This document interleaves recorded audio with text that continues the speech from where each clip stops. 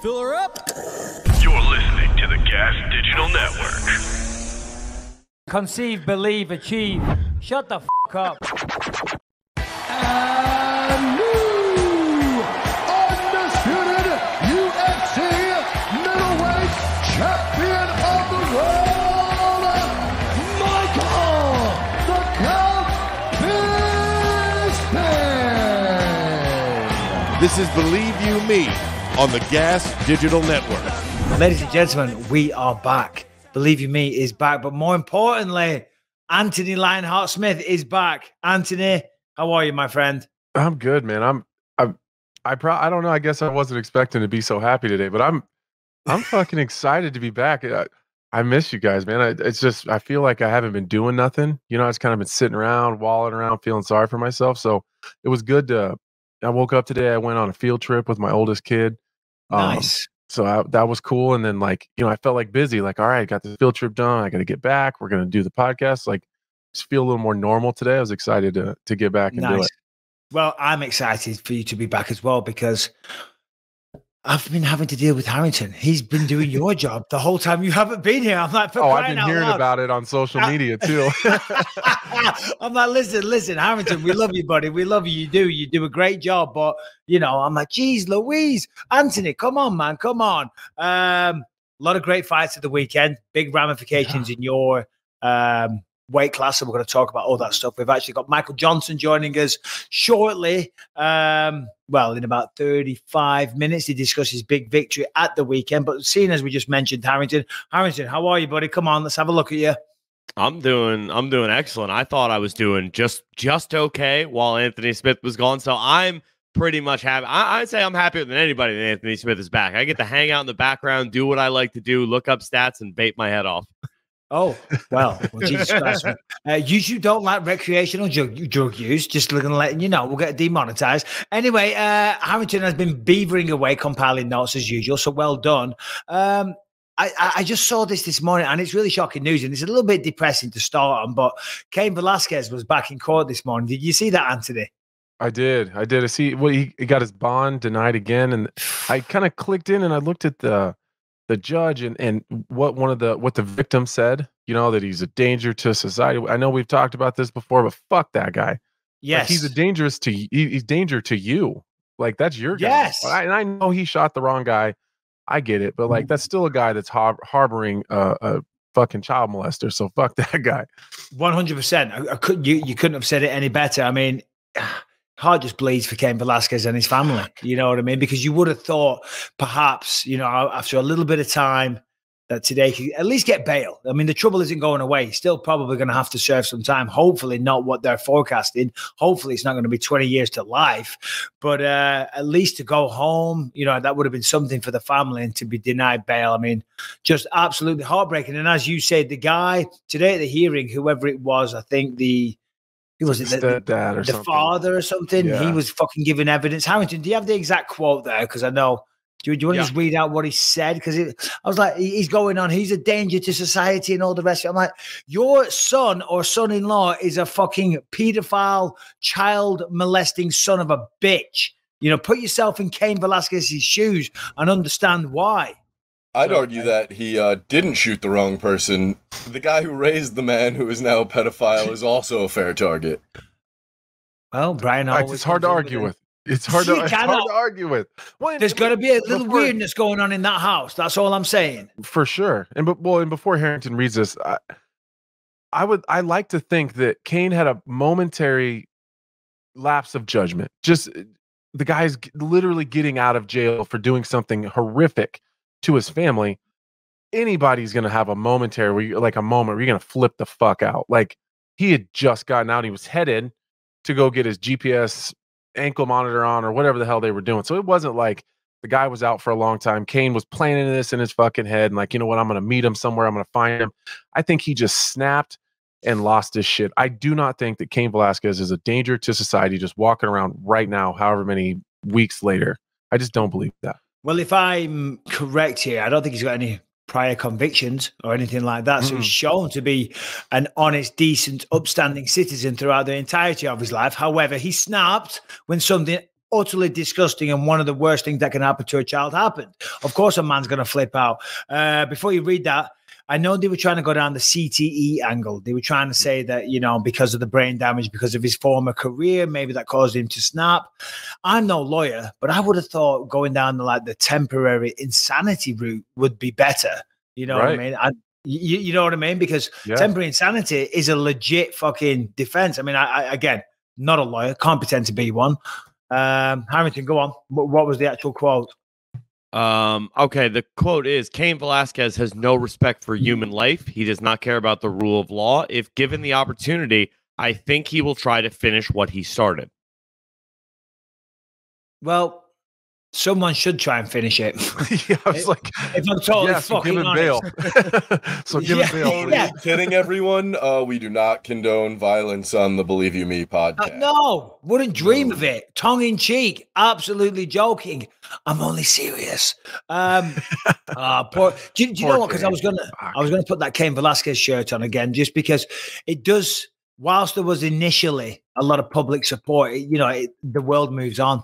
Sadly, you know what I mean? The world moves on, and people have lives to live, and you've got everyday things that happen. And people forget, and it's just like, obviously this happened today, so it's in the news, and we're talking about it, trying to keep Cain's fight at the forefront of people's consciousness. And the judge even said, look, listen, it doesn't matter what public outcry says, because the judge said we've had so many letters and things like that. Sadly, this is not the court of public opinion. This is the court of America, which I kind of get. Just because everybody's on the side of Cain and he's a popular figure doesn't mean they should let him out. But fucking hell, come on. Totally agree. So it just sucks. Overall, it sucks. I don't know. I guess we'll see how it plays it out. I suspect it's going to be a long time, though. I don't think we're going to see an end to this for a while. No. I mean, there's not a lot to talk about. We talked about it at the time, really. Mm-hmm. You know what I mean? Go on, Harrington. Something to offer? Yeah, so I have the judge's ruling. Judge Shayna Brown, when she made the ruling that bail would be denied, she said this was such a reckless disregard for human life. In this case, it's not just Mr. Ghilardi and his family. It is every single citizen who is in danger of being shot or rammed with the vehicle at the time of this 7-mile chase. So this court is not thinking only of Mr. Ghilardi and his family, but this court is considering every single citizen in Santa Clarita who is in proximity to this alleged incident. Okay, and I get that, and I understand that because there was a shooting in our house recently, and a 6-year-old boy got hit by a stray bullet. No. Well, it wasn't a stray bullet. The guy was shooting at his mother, and it hit the 6-year-old kid. So I understand what the judge is saying, but it's not like Cain Velasquez is out doing this all the time. There's mitigating circumstances, I believe the term is. There's a fucking reason why he's out there shooting. He's not doing that on the daily basis. You know what I'm saying? I think that's a message to, I think, Cain's supporters enough to say, listen, I understand what you guys are saying about like this piece of shit guy. It's not about just him. She has to look at, and I get it. She has to look at it from a different perspective, and the people that were around, and the innocent people that could have been hit. I get it. So yeah. I don't know. We'll see how it goes. Anyway, we just wanted to mention that off the top, just to keep it alive in people's consciousness, that Cain Velasquez is still locked up, and it's a terrible circumstance, and our thoughts are with him and his family. So, we're hoping for the best. But you know what's really sad, Anthony? Really, really sad. This is bad. I mean, listen, there's a war in Ukraine, and I will never make a joke out of the suffering that's going on in Ukraine, ever. But if you think Ukrainians had it bad, the Russians just had McDonald's taken away. I've seen that. McDonald's has just pulled the fucking plug on 180 McDonald's locations or something like that. How many fucking heart attacks are accounted to fucking Big Macs and double quarter pounders with cheese? And they said that's helping the Russians. What's happening over there is too much. Yeah, they're like, no, they need all the help we can get. We're going to pull the fast food. Harrington, give us, you put it in the notes, just give us a bit of details, because I was thinking, you know what I mean? Yes, I get it. McDonald's, they don't want to be, seen to be in bed with Russia, supporting Russia, just having anything to do with fucking Russia, and rightly so. And I totally get that. Go on, Harrington. So what the initial decision was made to suspend like all McDonald's operations in the country as soon as they invaded the Ukraine. It's been 2-3 months now that this war has been going on. So McDonald's in the interim, I believe, was paying all of their employees to just stay home because they didn't lose their job. They just stopped doing operations. Now McDonald's has just decided, nope, we're done. If you know anything about McDonald's, they own all the property where the McDonald's is. Yep. So they are in the process of selling those off, removing the branding from all those restaurants and the McDonald's menu. And they are trying to help with job assistance, job placement assistance for, I think it's like 20,000 employees or something. Brother, but I just need Big Mac, please, McFlurry, please, brother, one more time, please, before you take down Golden Arches, just give me one more quarter pounder with cheese, please. Come on, for the love of God, this is crazy. This is number one bullshit. Well, the last thing McDonald's needs is like some Russian soldier marching into Ukraine with a cheeseburger in his hand. Yeah. Oh God, that'd be fun. That's terrible media. That's bad PR. It's awful what's going on out there in fucking Ukraine, man. Fucking terrible. I tell you, I have so much respect for the people, though, standing there and fighting and what they're doing. And, you know, like, what's he called? Vladimir Klitschko, Vitaly Klitschko, the Klitschko brothers, and a bunch of other boxers. What's Alexander Usyk? You know what I mean? Yeah. And that president, they're fucking fighting on the front line and they're winning. They're winning for the most part. Of course, tremendous loss of life on both sides. Brian. Somebody just interviewed Anthony Joshua about Usyk, and they were like, "Are you going to be his next fight?" And he was like, "Dude, chill the fuck out." He was like, "We gotta wait until all this shit is over before we even talk about that." So at least that's going for him, you know, that he doesn't have the number one guy being like, "He's a bitch." Yeah, know? He's a pussy. Yeah, could you imagine? That'd be a low blow, wouldn't it? He's looking the rematch. That's something Colby would do. It definitely is. It definitely is. Did you see that fight, by the way, Anthony Joshua and Usyk? Did you? I did. Fantastic performance. Unbelievable boxing. I mean, that was one of the best displays of the sweet science that you'll ever see, in my opinion. Right. I don't know if Anthony Joshua beats him. I'm not sure he does. I don't think he does. As an Englishman, massive Anthony Joshua supporter. So don't all turn your backs on me when you hear this. But just the way he beats him, fighting's fighting. It's like no matter who you're, kind of have your loyalty to a little bit, it's hard to, and I think a lot of the believers can look at that and say, like, that guy he just boxes beautifely. There's only so much he can change. Yeah. You know what I mean? And unfortunately, he had the speed, he had the footwork, he had the strategy, he had the feints, he had the movement, he had everything. You know, Joshua's always been kind of static, and we're going off on a tangent here about boxing. We got lots of shit to talk about. And Joshua was supposed to be the bigger man and use his size and his weight and like corner him and lean on him and all that shit. But I still don't think that's going to work. But anyway, brother, listen, Big Mac, please. What else is going on, Harrington? Give us another one before we get into some stuff. All right, then don't just fucking leave me hanging. Oh, sorry. I thought Brian had told me as well. Just because Anthony Smith's bold, is that all? He's covered that thing up with pride, Anthony. You come back and all of a sudden the hat's all of a sudden it's out. You got to just let it out, dude. Fuck it. Show it. I finally got it. Have you shaved that? Me or? Yeah, no, you, Harrington. The head's looking very smooth. Yeah, I did it. I had a music video shoot on yesterday, so I got famous guy over here. Fucking hell, Anthony. Yeah, man. You're in a music video. Yeah, for a ska band called Catbite. Pretty cool. Please, Anthony. So big production. Yeah. Okay. We got. I'm glad you took the time to come here and stop doing all the famous people shit that you do. Thanks for being here. Yeah, no, thanks for squeezing us in, those lowly people. He's a big star, Anthony. He's keeping himself humble by coming and hanging out with the peasants. That's it. I gotta keep it real. What's that? Never forget where I started out. Obviously. Exactly. Go on. What's going on, Harrington? That's hilarious. All right, so this is kind of cool. The world's oldest woman. She turned 128 years old over the weekend.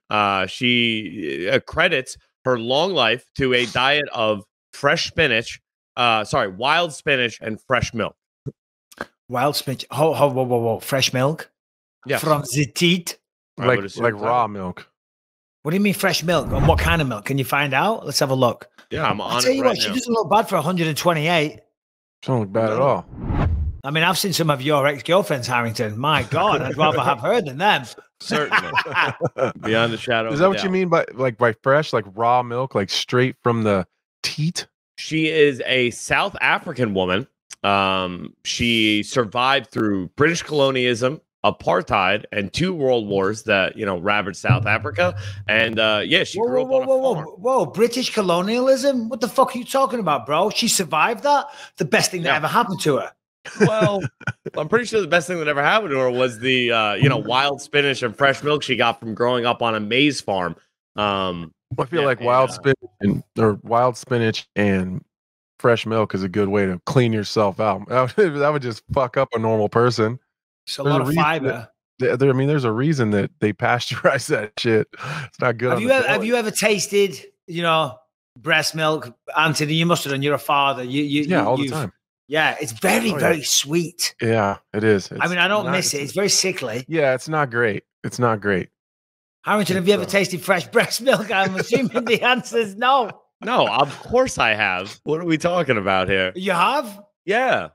Where the fuck are you? You haven't got children. So? Are you sucking on pregnant women's tits? We work at a weird place. Hold on. What the fuck? Hold on. Are you serious, Harrington? I swear. Yeah. All right. I'll just go into this story, which is kind of awkward, but I did. I hooked up with a girl who had just. She had recently had a miscarriage. But yeah, she was like still, lactating. The milkers were plump, and she's like, "Hey, do you want to taste?" And I was like, "Yeah, obviously. I got to find out what this is all about." What the fuck? See, this is what we're dealing with. Don't Anthony. ever tell that story again. Yeah. To anybody. To like 180,000 people right now. Don't ever tell that story again. Yeah. I'm gonna tell it again as soon as I leave here. I'm gonna tell it to all the moms in the neighborhood, but don't you ever tell anybody else that. So she says to you, she says, "Okay, Harrington, you're really hot. I love the bald head and I love the back hair and everything. You guys get together, you're hooking up." And she's like, "Oh, by the way, I was recently pregnant and I'm still lactating. Would you like to sample?" No, what she said was, she's like, "I'm wet, but up here." And I was like, "Oh, all right." I was trying for a joke there. But yeah, we got to it, and I did. Like, I asked, I'm like, what is all that going on? She's like, "Oh, like I'm leaking a little bit. Like I'm having, like I was pregnant, now I'm not. And I still got some breast milk here. Do you want to try it?" Yeah, sure. Did you take it straight from the source? Oh yeah, obviously. Oh my God. And listen, all I know is that if Harrington lives to be 128 years old, we've got this lady to blame. Simple as that. Yeah. Throw in a bit of goat's cheese. Whatever. All right, fuck that. Anyway, as usual, nonsense from Harrington there. But what wasn't nonsense were those fights at the weekend. I guess we'll get into that main event. It was disappointing the way that it goddamn ended. Obviously, your division, Anthony, I'll let you take the reins in just a second. Jan Blachowicz seems convinced that he'll be fighting Glover Teixeira. I thought that Rakic probably, he definitely got the second round. He might have even edged the first round. But what were your thoughts, Anthony, seeing as they're your competitors? Yeah, I actually thought Jan won the first round. Rakic did a good job of getting a takedown at the end, which kind of makes it a little bit blurry. But if you go through the first 4 minutes of that round, I think Blachowicz pretty much controlled it. There wasn't a lot of big shots, but he was winning the leg kick battle, which is where every fight is won and lost with Alexander Rakic is in the leg kick battle. So, second round, I think, was absolutely Rakic. Obviously, he kind of did the same thing to Jan that he did to me. Just kind of took me down. It took him down. And held me there. He held Jan there. He doesn't do a lot on top. He does just enough to stay there. You don't have to like it, but as a competitor, you have to deal with it. So the way that it ended is just unfortunate because I really wanted to see how those two guys match up with each other. Me and Alexander Rakic, we're not best friends, and we don't. We're not sending each other Christmas cards, but we don't have any personal issue with each other. It's just competitive tension. So there's no beef as such. No. Just I don't like how he kind of runs his career. But that's for him. I don't have to like it. It's none of my fucking business. It's a pain in the ass for me sometimes. He doesn't fight a lot. He's pretty picky about his opponents. But fuck, he's won like 11 in a row until Saturday night. So he's doing something right. He's an incredible competitor. Fantastic fighter. He does a lot of things right. So I don't want to see him get hurt though. That's my point. Is I don't want to see anybody injured and out for a long time, not able to provide for the family. So there's that. I just wanted to make sure I got that out. As far as Jan moving straight into a title fight, all of that talk really was kind of confusing the shit out of me, to be honest with you. Well, yeah, because there's Yuri Prohaska about to fight fucking Glover for one, but I'm sure you've got another perspective. Yeah, well, there's Prohaska's coming up, and that who knows what's going to happen there. In my opinion, I think we'll talk about it as it gets closer, but I think Glover wins that fight. I think that he's probably the underdog, but I think, at least in my eyes, I think he's favored in most areas of that fight. Yuri he's kind of he's a crapshoot. Unorthodox wild man. Yeah, he's a wild man. You don't know what you're going to get. And so with that, he can kind of be crazy. He might be able to catch him or whatever. But I think if you just broke it down skill set by skill set, I think Glover's better everywhere. And the way I looked at it, if Rakic won that fight, I don't really have much to say. It doesn't leave me in a position to really politic my way into a title fight very well, even with the win over Ankalaev, because he has a straight up win over me. So I kind of would have to sit back, shut up, and wait my turn. But with Jan, his title fight wasn't super competitive. He didn't defend versus any light heavyweights. Now, I'm not going to discredit the win over Adesanya at all. It's a fantastic win, but it's over a middleweight. He didn't defend it against any 205er. So, and he got kind of smoked. Credit to him. Big fan of that guy. I like him a lot, but it wasn't competitive in that fight at all. So I think that the winner of my fight with Ankalaev, I think, has a better resume recently moving into a title fight with the winner of Yuri and Glover. That's my opinion. I'm obviously biased, so but I just felt like we were getting written off a little bit, like that fight's not even happening. Like there's no other option other than Jan Blachowicz, and that's not the case. I think that Ankalaev and I are going to have a lot to say about that. Well, I think there's plenty of other options. As you just said, there's you and Ankalaev. There is Blachowicz. Unfortunately, Rakic is going to be, I don't know, out of the equation for quite some time, I would have thought. I saw a breakdown. And Brian, just see if you can find the footage. If you go on my Twitter, I reposted something from a Dr. Summer Abasi or something. Maybe not the best place to look at it, but you could see the slow motion. When they showed it in slow motion, you see the moment that the ACL give way. This doctor was pretty confident, and he would know that the way it went and the movement, it would be the ACL. And I actually saw Rakic backstage. I went back to have a little chat with Davey Grant, actually. Davey Grant's just fucking awesome, and I was so proud of him. We'll get into that fight in a minute. And when I went backstage, there was Rakic getting seen to by the doctors and whatnot, and he said hi, so I went over, we had a little chat, and he said, yeah, it happened in training. He said a few weeks ago, something similar, but of course, you don't want to pull out of a fight, and I respect him doing that. And yeah, just a shitty way for a fight to end. Oh yeah, press play. Let's take a listen. Hey guys, it's Dr. David Abasi, and on today's video, I'm going to break down exactly what occurred during that fight during Jan Blachowicz and Alexander Rakic, where we see him have a very severe injury. Look at the last look here. Nice and slow. Keep an eye. There it is. You saw it just there. And watch again. Oh, God. The instability. Oh, disgusting. Oh, and on the backside, that's generally instability. It is. That does not look good. See, that right. Well done, Brian. Contact injuries. Yeah. So to anyone that doesn't know, it doesn't look bad, but that's like the thigh and the bottom half chambering forward like that. And when that happens, that's what caused the ACL to tear. So this doctor is pretty confident it's a full-on ACL tear. If that's the case, we ain't going to see him for the best part of a year, probably about 12 months, I think. Yeah, that's a shitty deal, man. That sucks. We don't want to see that happen to nobody, especially when you don't get that many. He doesn't fight that often anyways. So maybe it's not a big deal to him. He was just out for 14 months because he wanted to be. So, I guess maybe in his world, is that why? Because he wanted to be? He's just picky. He's picky, right, and he's very popular where he's from. So I don't think money is really a thing. I don't think he's, having to fight every so often because, that's how a lot of guys are. They get to fight 3 times or 2 times a year just to make sure that they're financially in a good spot. I don't think he has to do that. He's got a lot of support. You can see a lot of his local sponsors, he does very, very well, I believe. Yeah, so good for him. No, that's a more comfortable place to be in if you're going to deal with this kind of an injury. Yeah, well, obviously, rest up, Alexander. Hope you get back in there soon. So let's play hypothetical here, Anthony. If, let's just say, Glover Teixeira is victorious against Yuri Prohaska, and he calls out Jan Blachowicz on the microphone, and that's the fight that gets announced, that the UFC are trending that way, what is the reaction in the Smith household? I'll be upset. I'll be upset if they don't give me and Ankalaev an opportunity to at least throw our name in the hat. Like I think that at the very minimum, they should wait until our fight happens, because neither one of those guys, again, we're talking about frequency of fighting, neither one of those guys fight that often. So it's not like if Glover fights in June, they got to have something booked by August. So me and Uncle I fight at the end of July, give it a month and a half or whatever it is, and give us an opportunity to earn that to earn that spot, because I think that we will. I think that the fight's going to be super competitive. I think it's going to be high action and high paced.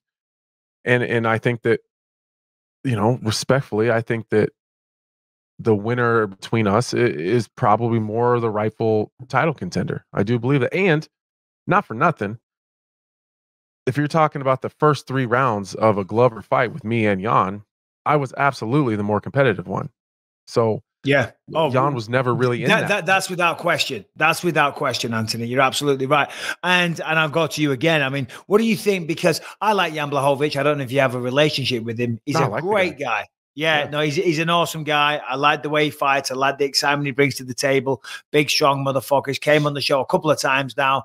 He was an awesome guest. He was singing away on here. He's good sense of humor. Doesn't take himself too seriously. Just a good dude.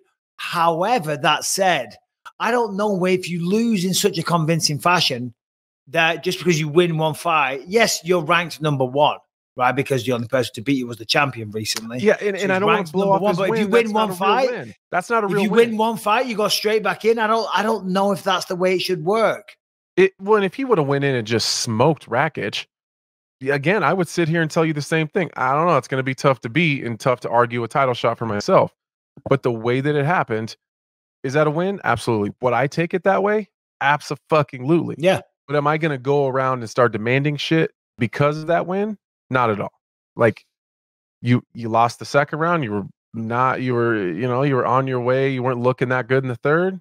And then because of an injury default, you got the win.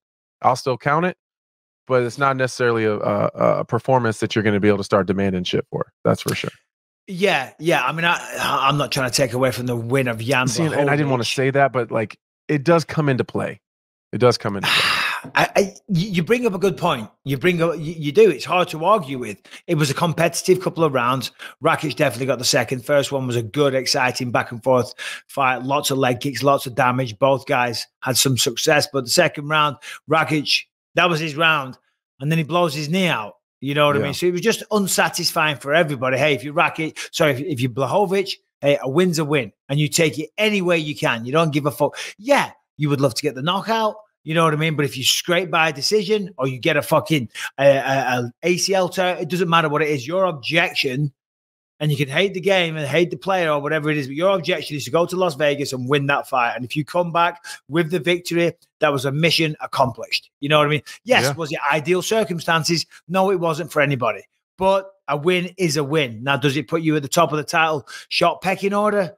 I don't know about that, especially when there's you guys. All right, real quick, I want to tell you about True Bill. Listen, you know the deal by now. When you subscribe to something, when you download an app, or maybe it's DirecTV or one of the many, many things, and you will be surprised how many you are subscribed to and how much money, more importantly, you are wasting every single month, every single year. Well, that can be a thing of the past, because Truebill is the new app that helps you identify and stop paying for the subscriptions that you don't need, want, or simply forgot about. On average, people are saving $720 per year because companies, they make subscriptions hard to cancel, and Truebill makes it simple. Just link your accounts and Truebill will cancel all of your unwanted subscriptions in one tap. It really is that easy. The Truebill concierge is there when you need them to be canceled.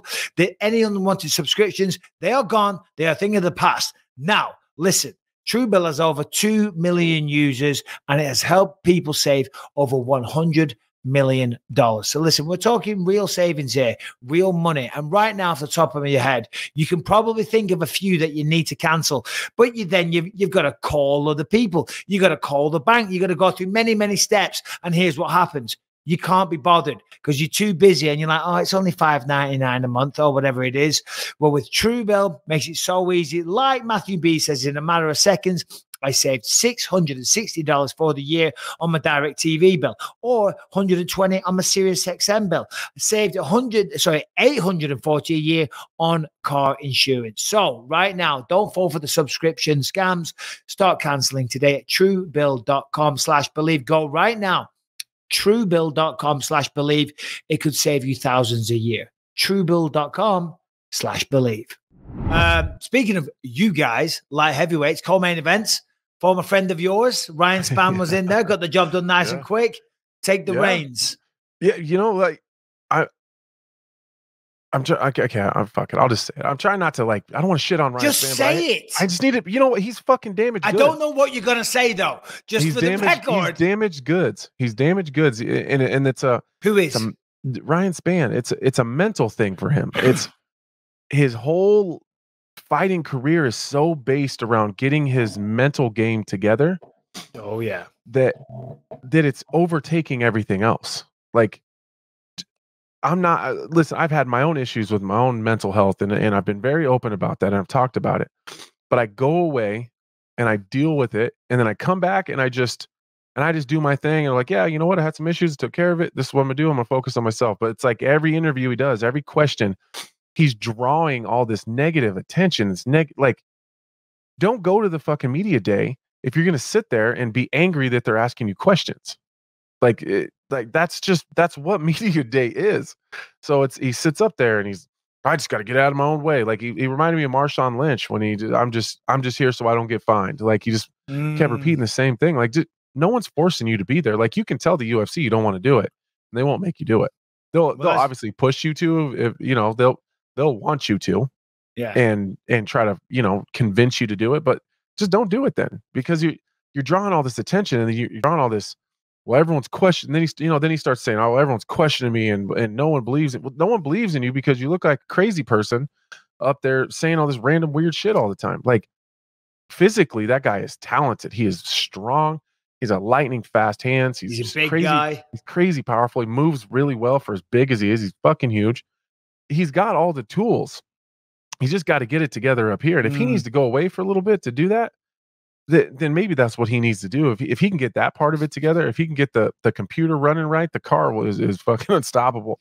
Yeah. Just to counter that, Anthony, in the spirit of a good discussion, that's always the struggle, though, with everybody, isn't it? The mental side of things. You know, physically, we're all great. If there's no pressure and it's just you against yourself, you're in the gym, whatever it is, you can compete fantastically. When you're sparring, you look great. You know what I mean? And you're always asking yourself, well, why do I never fight this good? But when it comes to fighting out with the anxiety, the nerves, the pressure, whatever you want to call it, that's when shit starts going wrong, and you're like, why can't I do it the way I can't do it in the gym? Well, it's because you're controlling with this. And the people that are true masters of their mind, they're the masters of their own universe. And you are right, because Ryan Spann, every time we speak to him, as you know, we do the fighter interviews, he's every time, and again this time, he was talking exactly what you just said, trying to get the mind right, working with the sports psychologist and all the rest of it. And he said, I know I'm the best light heavyweight on the planet. Simple as that, bar none.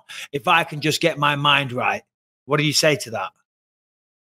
I see that as another character flaw. I do. I respect the absolute shit out of guys like Jimmy Crute and Devin Clark, who afterwards, after I fought them, and this isn't just to me, I hear it a lot, but I'm just, because we're talking about this situation and I just fought. Sure, Ryan, that's why absolutely. I'm inserting myself. And you're not talking shit. You're allowed to have an opinion. After I fought those guys, they said, you know what? I gotta work on this. I gotta work on this. I gotta get better here. I'll be back and I'll be better for this. Ryan Spann sat right up there and said, that last guy, he wouldn't even say my name. That last guy that beat me, he didn't beat me. I beat myself.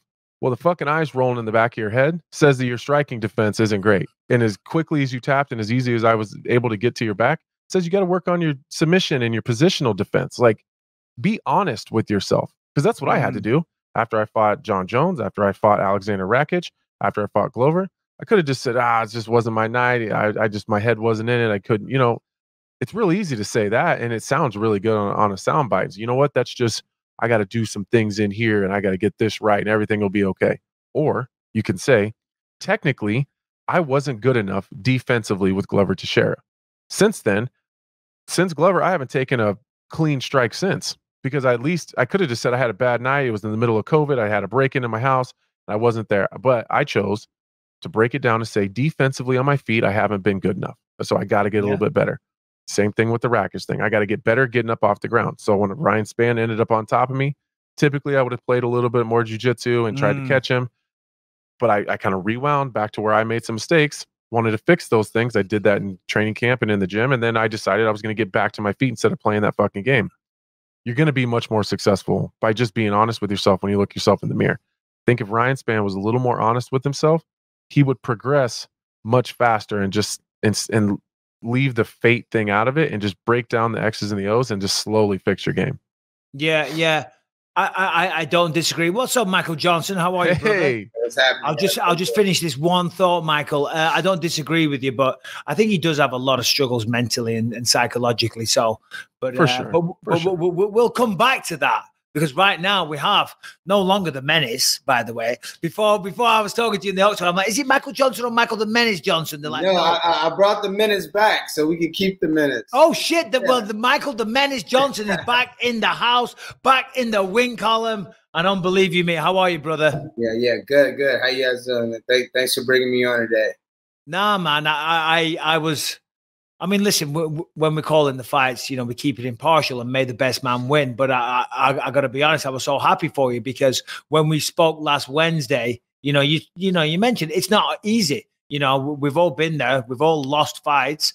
In fact, Anthony was just talking about some of his losses. You know, we've been in there and it's tough. And you said some things and I'll allow you to elaborate if you want to, you know, that really resonated with me. And whilst it's always may the best man win, when you did win, I was very happy for it. I thought, fuck, man, you truly deserve that victory. But talk me through it from your perspective, my friend. Yeah. Just that was huge. You know what I mean? Like I said, you know, those times where we do go through those losses, and I talk a little bit about it after the fight that, like, none of us would think we'll go on like losing streaks like that. Like, we're all expecting big winning streaks, especially if we start off very well and we got momentum. And all of a sudden you look up, you're like, damn, I'm 4 fights losing streak. And you start second guessing yourself. You start doubting yourself. You know, can I really compete? And am I really this good? And you gotta take a step back out of yourself and kind of miss the sport and miss the game and almost like a major reset. So, you know, to get that win, that means a lot. You know, it's tremendous to get back in the win column. But I still excited for the road ahead of me, you know, because I still know I got a long time to go before I can get there. But I'm just back enjoying the process. Did you forget what it felt like to win? Almost, you know, and you laugh about that, but it is the thing. I've because I've been there. Like I've lost 2 or 3 in a row, and like you sit there and you think, you know, like you're working through your game plan, you're sitting in the gym, and you know you're a couple weeks away, and you're like, I can't wait to win, and then you're like, fuck, I don't even remember what it feels like. You know, like it just go I can remember what my first loss feels like as an amateur in 2006. You go, you know, 2 or 3 fights, you know, like kind of dropping a couple fights, and like you forget what it feels like to win. That winning feeling goes away fast. Yeah, it almost it's bad, you know, like losing almost becomes a habit. And you know, you 2 or 3 in a row, and you're like, God, am I like purposely doing this, or is it just becoming like a thing that it's starting to be done? But yeah, a guy mentioned in the post interview, she's like, man, it's been 3 years since you won. And that opened a lot. I was like, shit, 3 years? Like, what? It's been that long since I really won. Like, so yeah, to get that win, you forget, you know, you forget what it's like to hear congratulations after a fight, or to go backstage and to do the media and the press, because, you know, it's like, damn, I really haven't done this in that long. So yeah, it's huge to get back in that one column. You mentioned, and I saw that you talked about it publicly, so I'll mention it, you know, hangers on or fake friends and phone stop, you know, the phone not ringing and struggling financially, because it is hard. You know what I mean? This is a tough road being a professional fighter. That's why, like, my son talks about it here and there, and I'm always like, are you sure, son? It's a fucking hard life, man. And the highest highs, they're great, but the lows are like no other fucking lows on planet Earth. How bad did it get for you, Anthony, Michael? Yeah. It's not almost like a bad thing, you know what I mean? Like, the hangers on, like, everybody's going to have the people that want to hang out and, you know, go, you know, relax and not really so much like eat or really hang out and have that support team, because you're always going to have your friends, your true friends that are always there. Those aren't the hanger-ons. The hanger-ons are the guys that always want to go hang out and see you, or always calling you or texting you, see how you're doing. But, they fail to disappear after you lose or something. And then they always tend to come back when you win. And then once you're losing, they're like just non-existent. So, those are the hanger-ons. So it is, you sit there like just bored, not really having to do much. And especially if you're going through surgeries and, so you do feel alone at that time. And especially with me being away from my family, I'm on my family back is home in St. Louis. So when I'm here in Florida, it is training and home, training in the home. So when you kind of miss that training and you're sitting at home, you kind of go crazy almost. You start thinking like, man, I really don't have much to do. So, when you're back in that lifestyle, you can finally train and react. That's a good thing. So just like you mentioned maybe it's a good thing that the hanger-ons do slowly go off, because it gives you time to focus on what you need to do. And you can get back to the game. As you say, it is a good thing, because it's kind of like, like if you lend a friend some money. I've had this in the past. You lend a friend some cash, and then all of a sudden you don't hear from them ever again because they don't want to pay that money back. And it's like, well, okay, well, that couple of $100 that I lent you, that was worth it, because I realized that you're not a true friend. You're a fucking piece of shit. So those hangers on, fuck them. Fuck them. You mentioned family there, Michael. You got children? I never knew that. No kids. I was just meaning, family as, my just immediate family. Yeah. So sorry. My bad. Alon Patrick, he's a tricky customer, man. He's wild, explosive, hits hard, obviously great jiu-jitsu. Talk to me about the fight, how you were feeling. Cause I got to say, you looked really good. You looked phenomenal. You look like prime Michael Johnson. So congratulations. Yeah. Thank you. The fight was tough. Like I said, I was all in for this one. Alan is a very tricky guy. He's wild. So I was expecting him to come more aggressive than what he did. That kind of threw me off. He was taking his time a little bit, and he caught me early in the first. So you don't really know where he's going to come from. So that was definitely the game plan, to get him in the later on in the second. I knew I was going to be prepared, and I was able to go in there and fight 5 rounds if I had to. That's how prepared I was. That's how long I've been training. Like I said, everything's just back to the basics, and I went in there to fight the perfect fight. Yeah, you talked about going back to the basics. What, after going on a little bit of a losing streak, you were talking about, you start to question things, you start to worry a little bit maybe.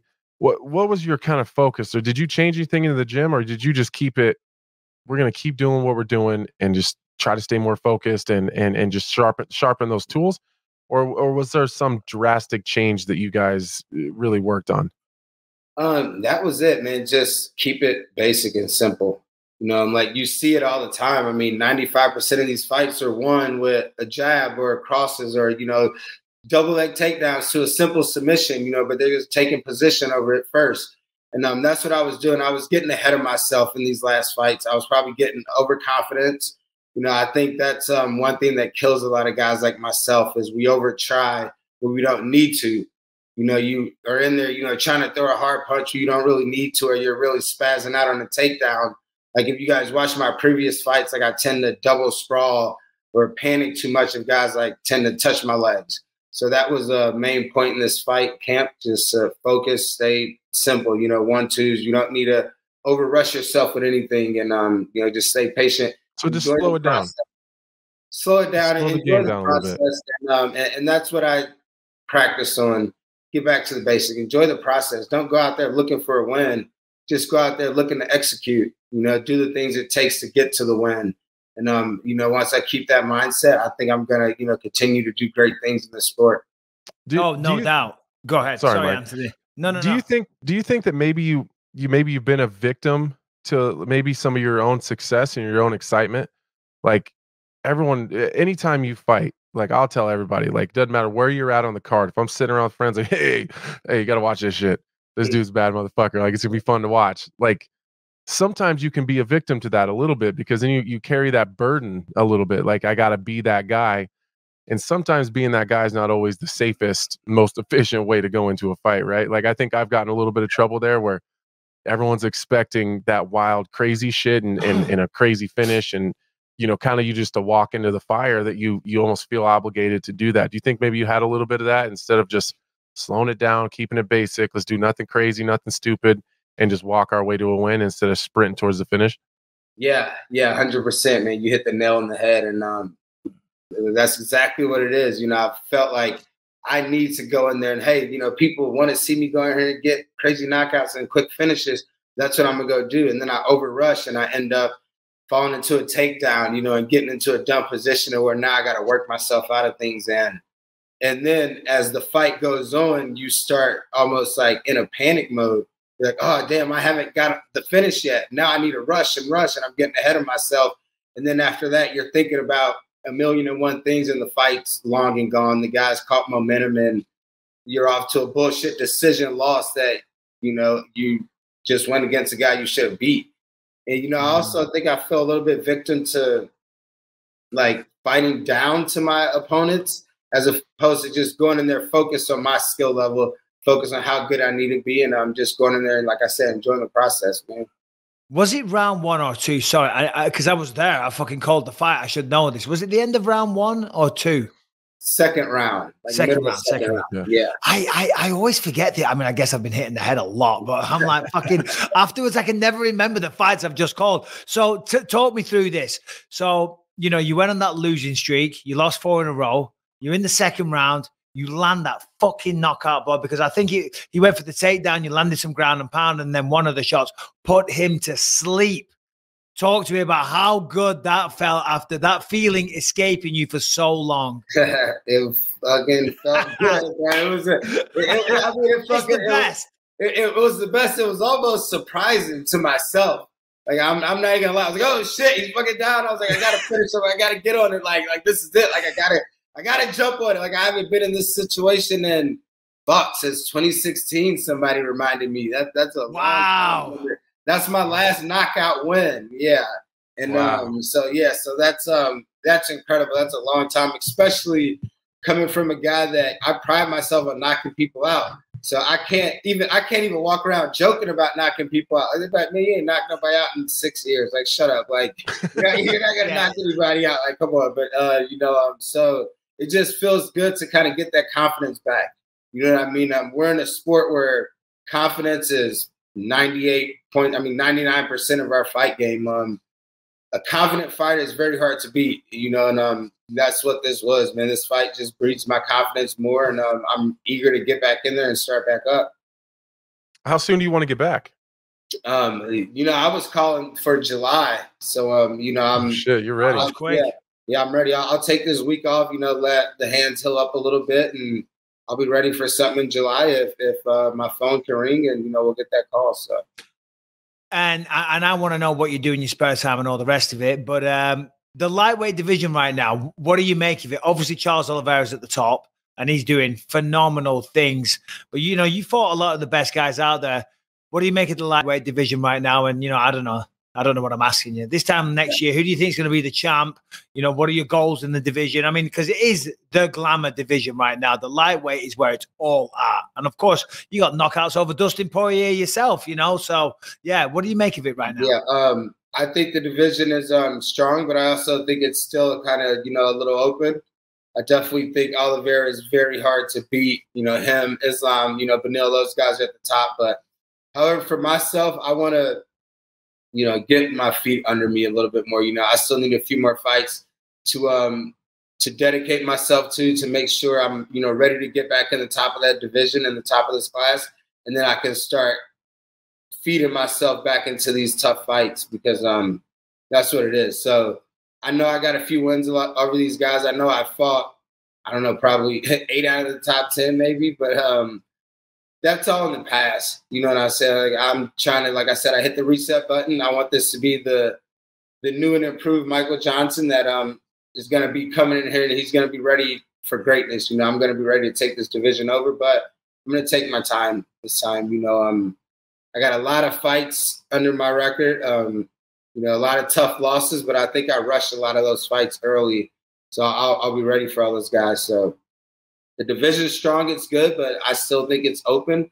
and I got time to get back in there, put my name in the record books. That's refreshing too, to hear that you're just, I don't know, looking into yourself a little deeper and saying, you know what, let's slow it down a little bit. Let's get some more fights. Let's stack these wins. Let's get better as we go along. And then you start taking those super, super dangerous ones, man. I'm really happy to hear that. Yeah. Just the mindset and kind of where you're at, man. I'm happy to hear that. Yeah, but I'm gonna steal Michael's question.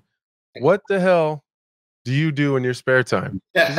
Like, you feel like some of these guys do a pretty good job of just getting it out there. There's a lot of social media stuff, but like, I don't know what you do in your spare time. Like, how do you kill your time? Who the fuck is Michael Johnson when he's not knocking people out in the octagon? Not beating people's That's what he's trying to. That's what he's trying to say. Yeah, I know. I'm not too active on social media. I don't know. It's just it's just me. It is, but I don't do much, man, these days. It's just more been so focused on going home and going to the gym and relax and trying to get my mind straight and get out of this this kind of dark hole I've been in, I've been talking about. But other than that, man, I'm a guy, I just love to travel. I love to get out, see new places, see new things, reinvent myself, learn new things. I'm in a mindset of really trying to get involved in, the real estate game and see where that can take me and, just get things outside of fighting. I think a lot of fighters kind of get sucked into only fighting, and maybe that was one of my reasons for, my downfalls in the game, just being so overcommitted over one thing. You kind of go crazy a little bit, I think, and not having anything to focus outside of. So balance. Yeah. So a little bit of balance, just trying to learn things and, grow my mind more than anything as a person.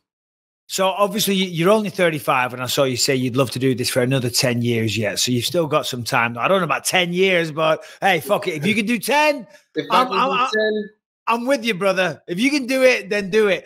But hey, nowadays, a lot of guys are going a lot farther with age, man. I think, 30 and 35, that's typically young nowadays. And, you rewind, that's old, 5-10 years ago. But now, hey, guys are doing at the start of the show, we were just saying the oldest woman alive just died. She was 128 years old, eating raw spinach and raw milk straight from the teat. I don't know where she's getting it from.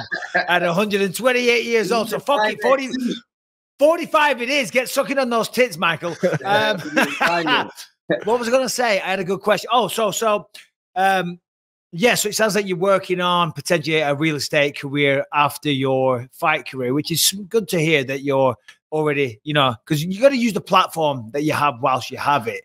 My question is you and Ally Quinta, you're both trying to sell me a house or trying to represent me.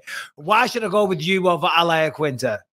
We'll fight each other for it. We'll fight for your business. Me and Al, we'll do 2 2-minute rounds because I know he's not trying to bang like that.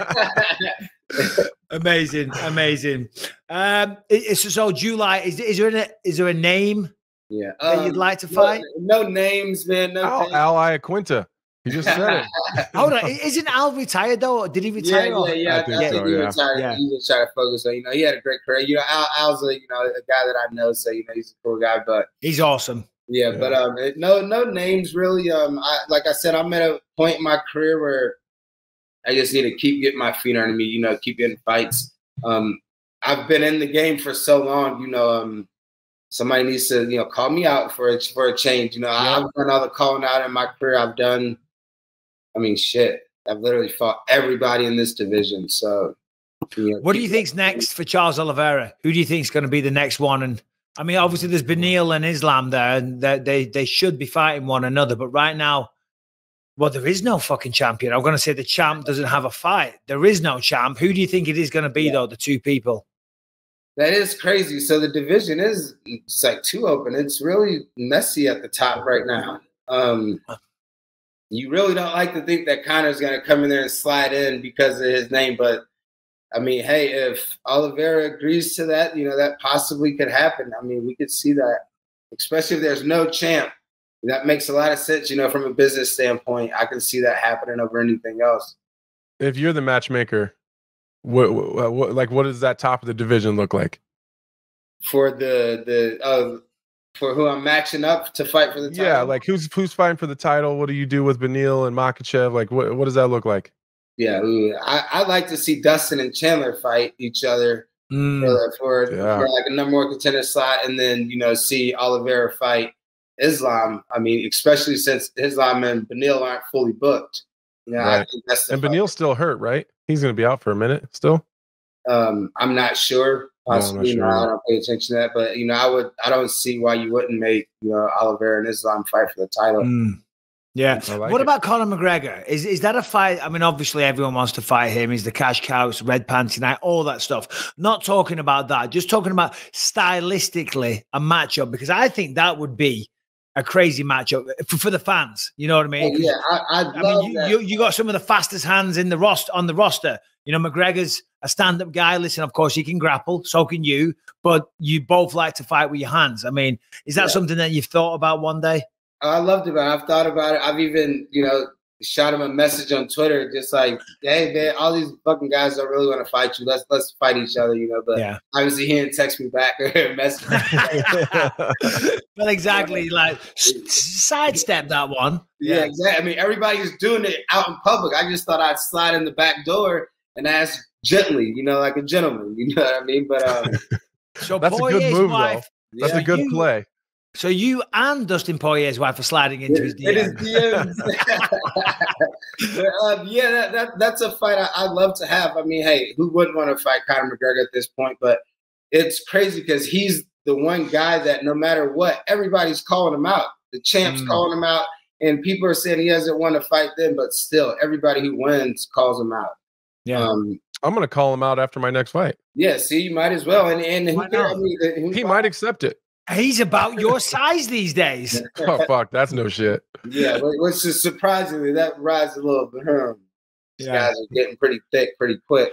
All right. Well, listen, Michael, thanks for joining us, but I really appreciate it. Thanks for your time. When did you get back? You must have just got back, this morning? Yeah, I got back this morning. So, I took a little nap, got ready for you guys for my debut. Oh, you're looking good. There we go. Looking good. All right, man. Well, listen, we appreciate the time. Well done again. Stunning performance. Love watching you fight. Can't wait for the next one. No problem. Thank you guys, man. Appreciate it. All right, man. Take care, brother. Take care, Mike. Congrats. All the best. Yeah. There he is. I love that guy. Oh, he's awesome. He really is. Oh, shit. I wanted to ask him because in the post-fight press conference, I went to talk to him and he said, I've got no words. And I said, well, unlucky. Shit. I wanted to ask him because it seemed like there was a conspiracy on Saturday that nobody wanted to talk to me. Michael Johnson didn't want to talk, but I forced him to do it. Ryan Spann did not want to talk and fucked off. No. What did you make of that, by the way? Because I know you love talking shit about Ryan Spann. I love Ryan Spann. Just I like him. I can't stand here and talk shit about Ryan Spann. And we had a nice chat afterwards. But you just beat somebody. You get back to winning ways. You've just won. You've got to pry that microphone out of my fucking hands. I'm going nowhere. Yeah, you're going to have to remove me. I mean, my last fight, they almost did have to remove me. I was going crazy. Michael Bisping was like, hey, you got to stop. You got to chill the fuck out. I don't know. I don't know, man. He's an odd duck, man. And that's okay. Everyone doesn't have to be the same. I think he's just a little bit odd. I don't know. Whatever he's doing, it's working because I thought he looked good. He did a good job of dealing. Cutelaba, say what you want about him. He is just a hard guy to fight for anybody. Doesn't matter who you are, how good you are. He's going to make it tough on anybody. Ryan Spann's got a nasty guillotine. I've said that all along. It's slick. He dealt with the bullshit, took a couple real hard shots. What is that guillotine? It's kind of a modified one. They come palm to palm underneath the neck. It goes, and they crank it up. It works really well for guys with long arms because he just shoots it so deep. And you know how it is in jiu-jitsu. Once you get that thing so deep, sometimes it's almost too far in. But when you got long arms like that, it's hard to retract it. So then they just go kind of palm to palm and they just push it over. So instead of kind of like your chin getting stuck in like the crease of the elbow, it's almost you're using that hand to push it across. And so you're getting back choke, you're choking across the side.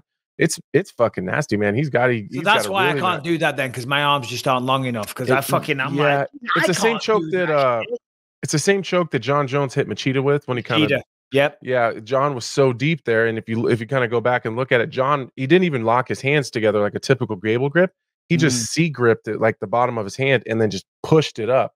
Yeah. and you know, people's body weight sags. You can get your legs around kind of like Ryan did, and just trap them. It's nasty, and it's hard to get out of. That was disgusting when Jones did it to Machida, and then he just dropped him, and Machida just dropped, and Jones walked off. It was pretty fucking badass. I think Jake Ellenberger.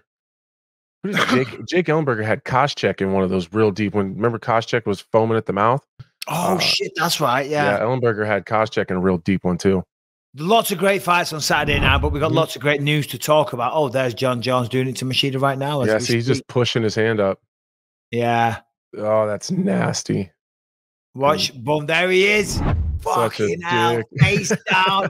No, listen, of course. I would have done the same thing, probably. Hey, that was cool, man. Never mind the Mark Hunt walk off there. Choke you out, walk off. All right, I want to tell you about BetterHelp. Listen, we always know a problem shared is a problem halved. And whatever you're going through, talking about it with a professional counselor is going to help. And that is what BetterHelp is offering. Professional counseling done securely online. So it feels like you're there in the room talking to somebody, but you're not. It's done with the convenience through your phone, FaceTime, whatever. Okay. If there's something interfering with your happiness or preventing you from achieving your goals, you need to check out BetterHelp. Okay. Listen. We're all going through stuff. We've all got problems. No one's perfect.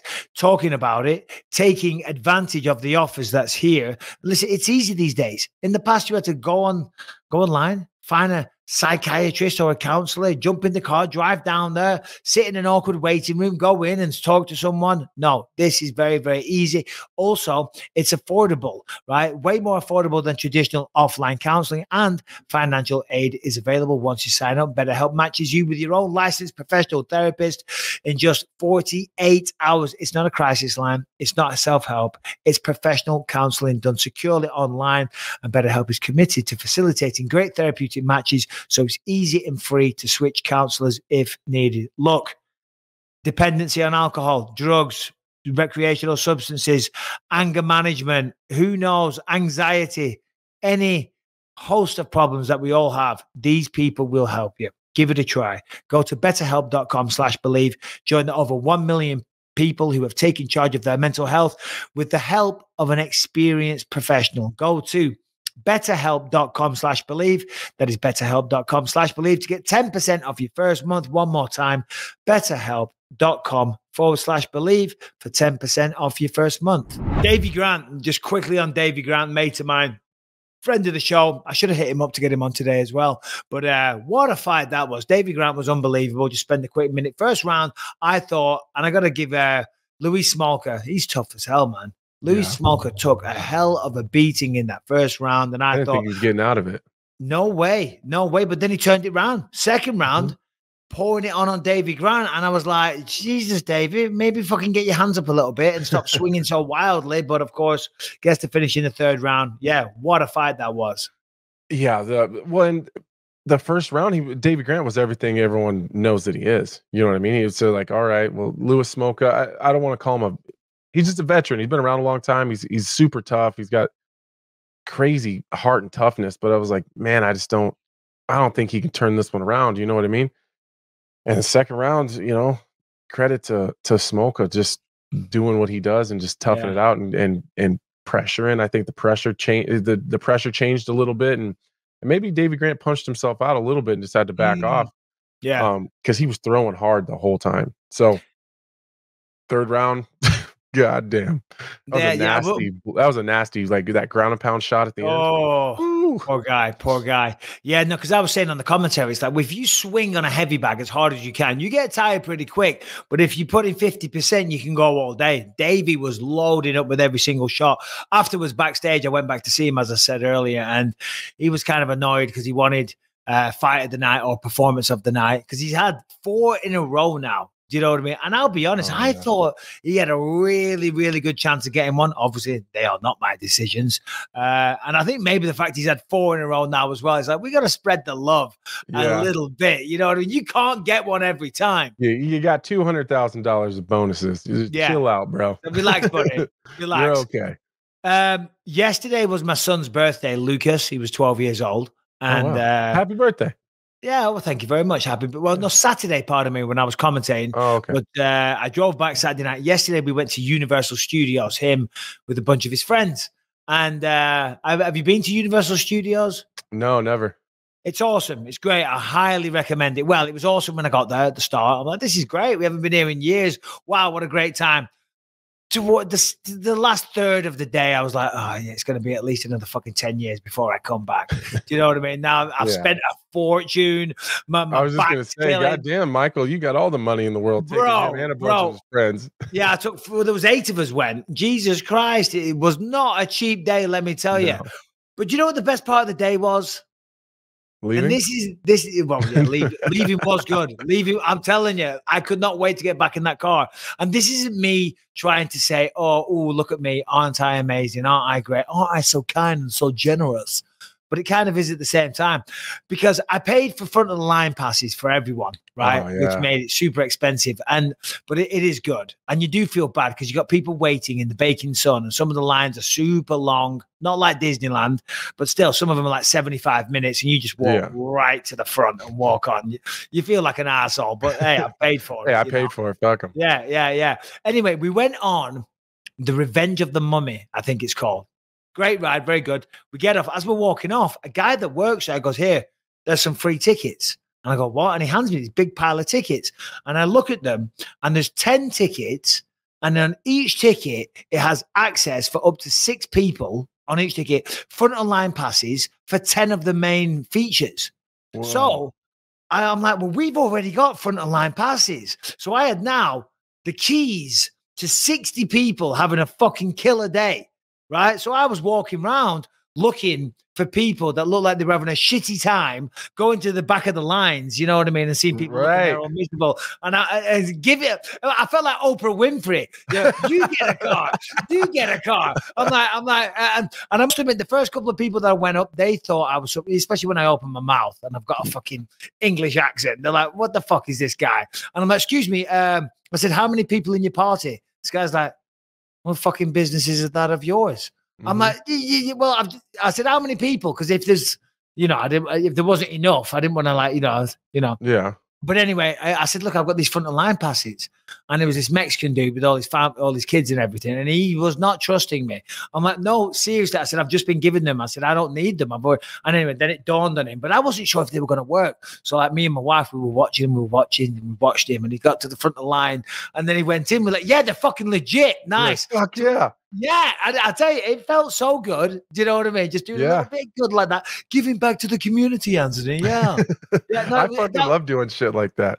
I felt absolutely love it. That was the best part of the day for me, because some people, they were like, oh my God, are you fucking serious? I'm like, yep, enjoy. Can't take credit for it. I think what happened was some fucking kid was like, here, hand these out to some people, just, because I don't think it was that busy. So they were like, hey, just hand some of these tickets out. And the kid's like, I can't be bothered handing them out. And he just gave them all to me. I'm like, yeah, I'll fucking take them. It was great. Yeah. I love doing little shit like that just makes people changes their. I don't have any cool stories like that off the top of my head. You know what I do like doing though?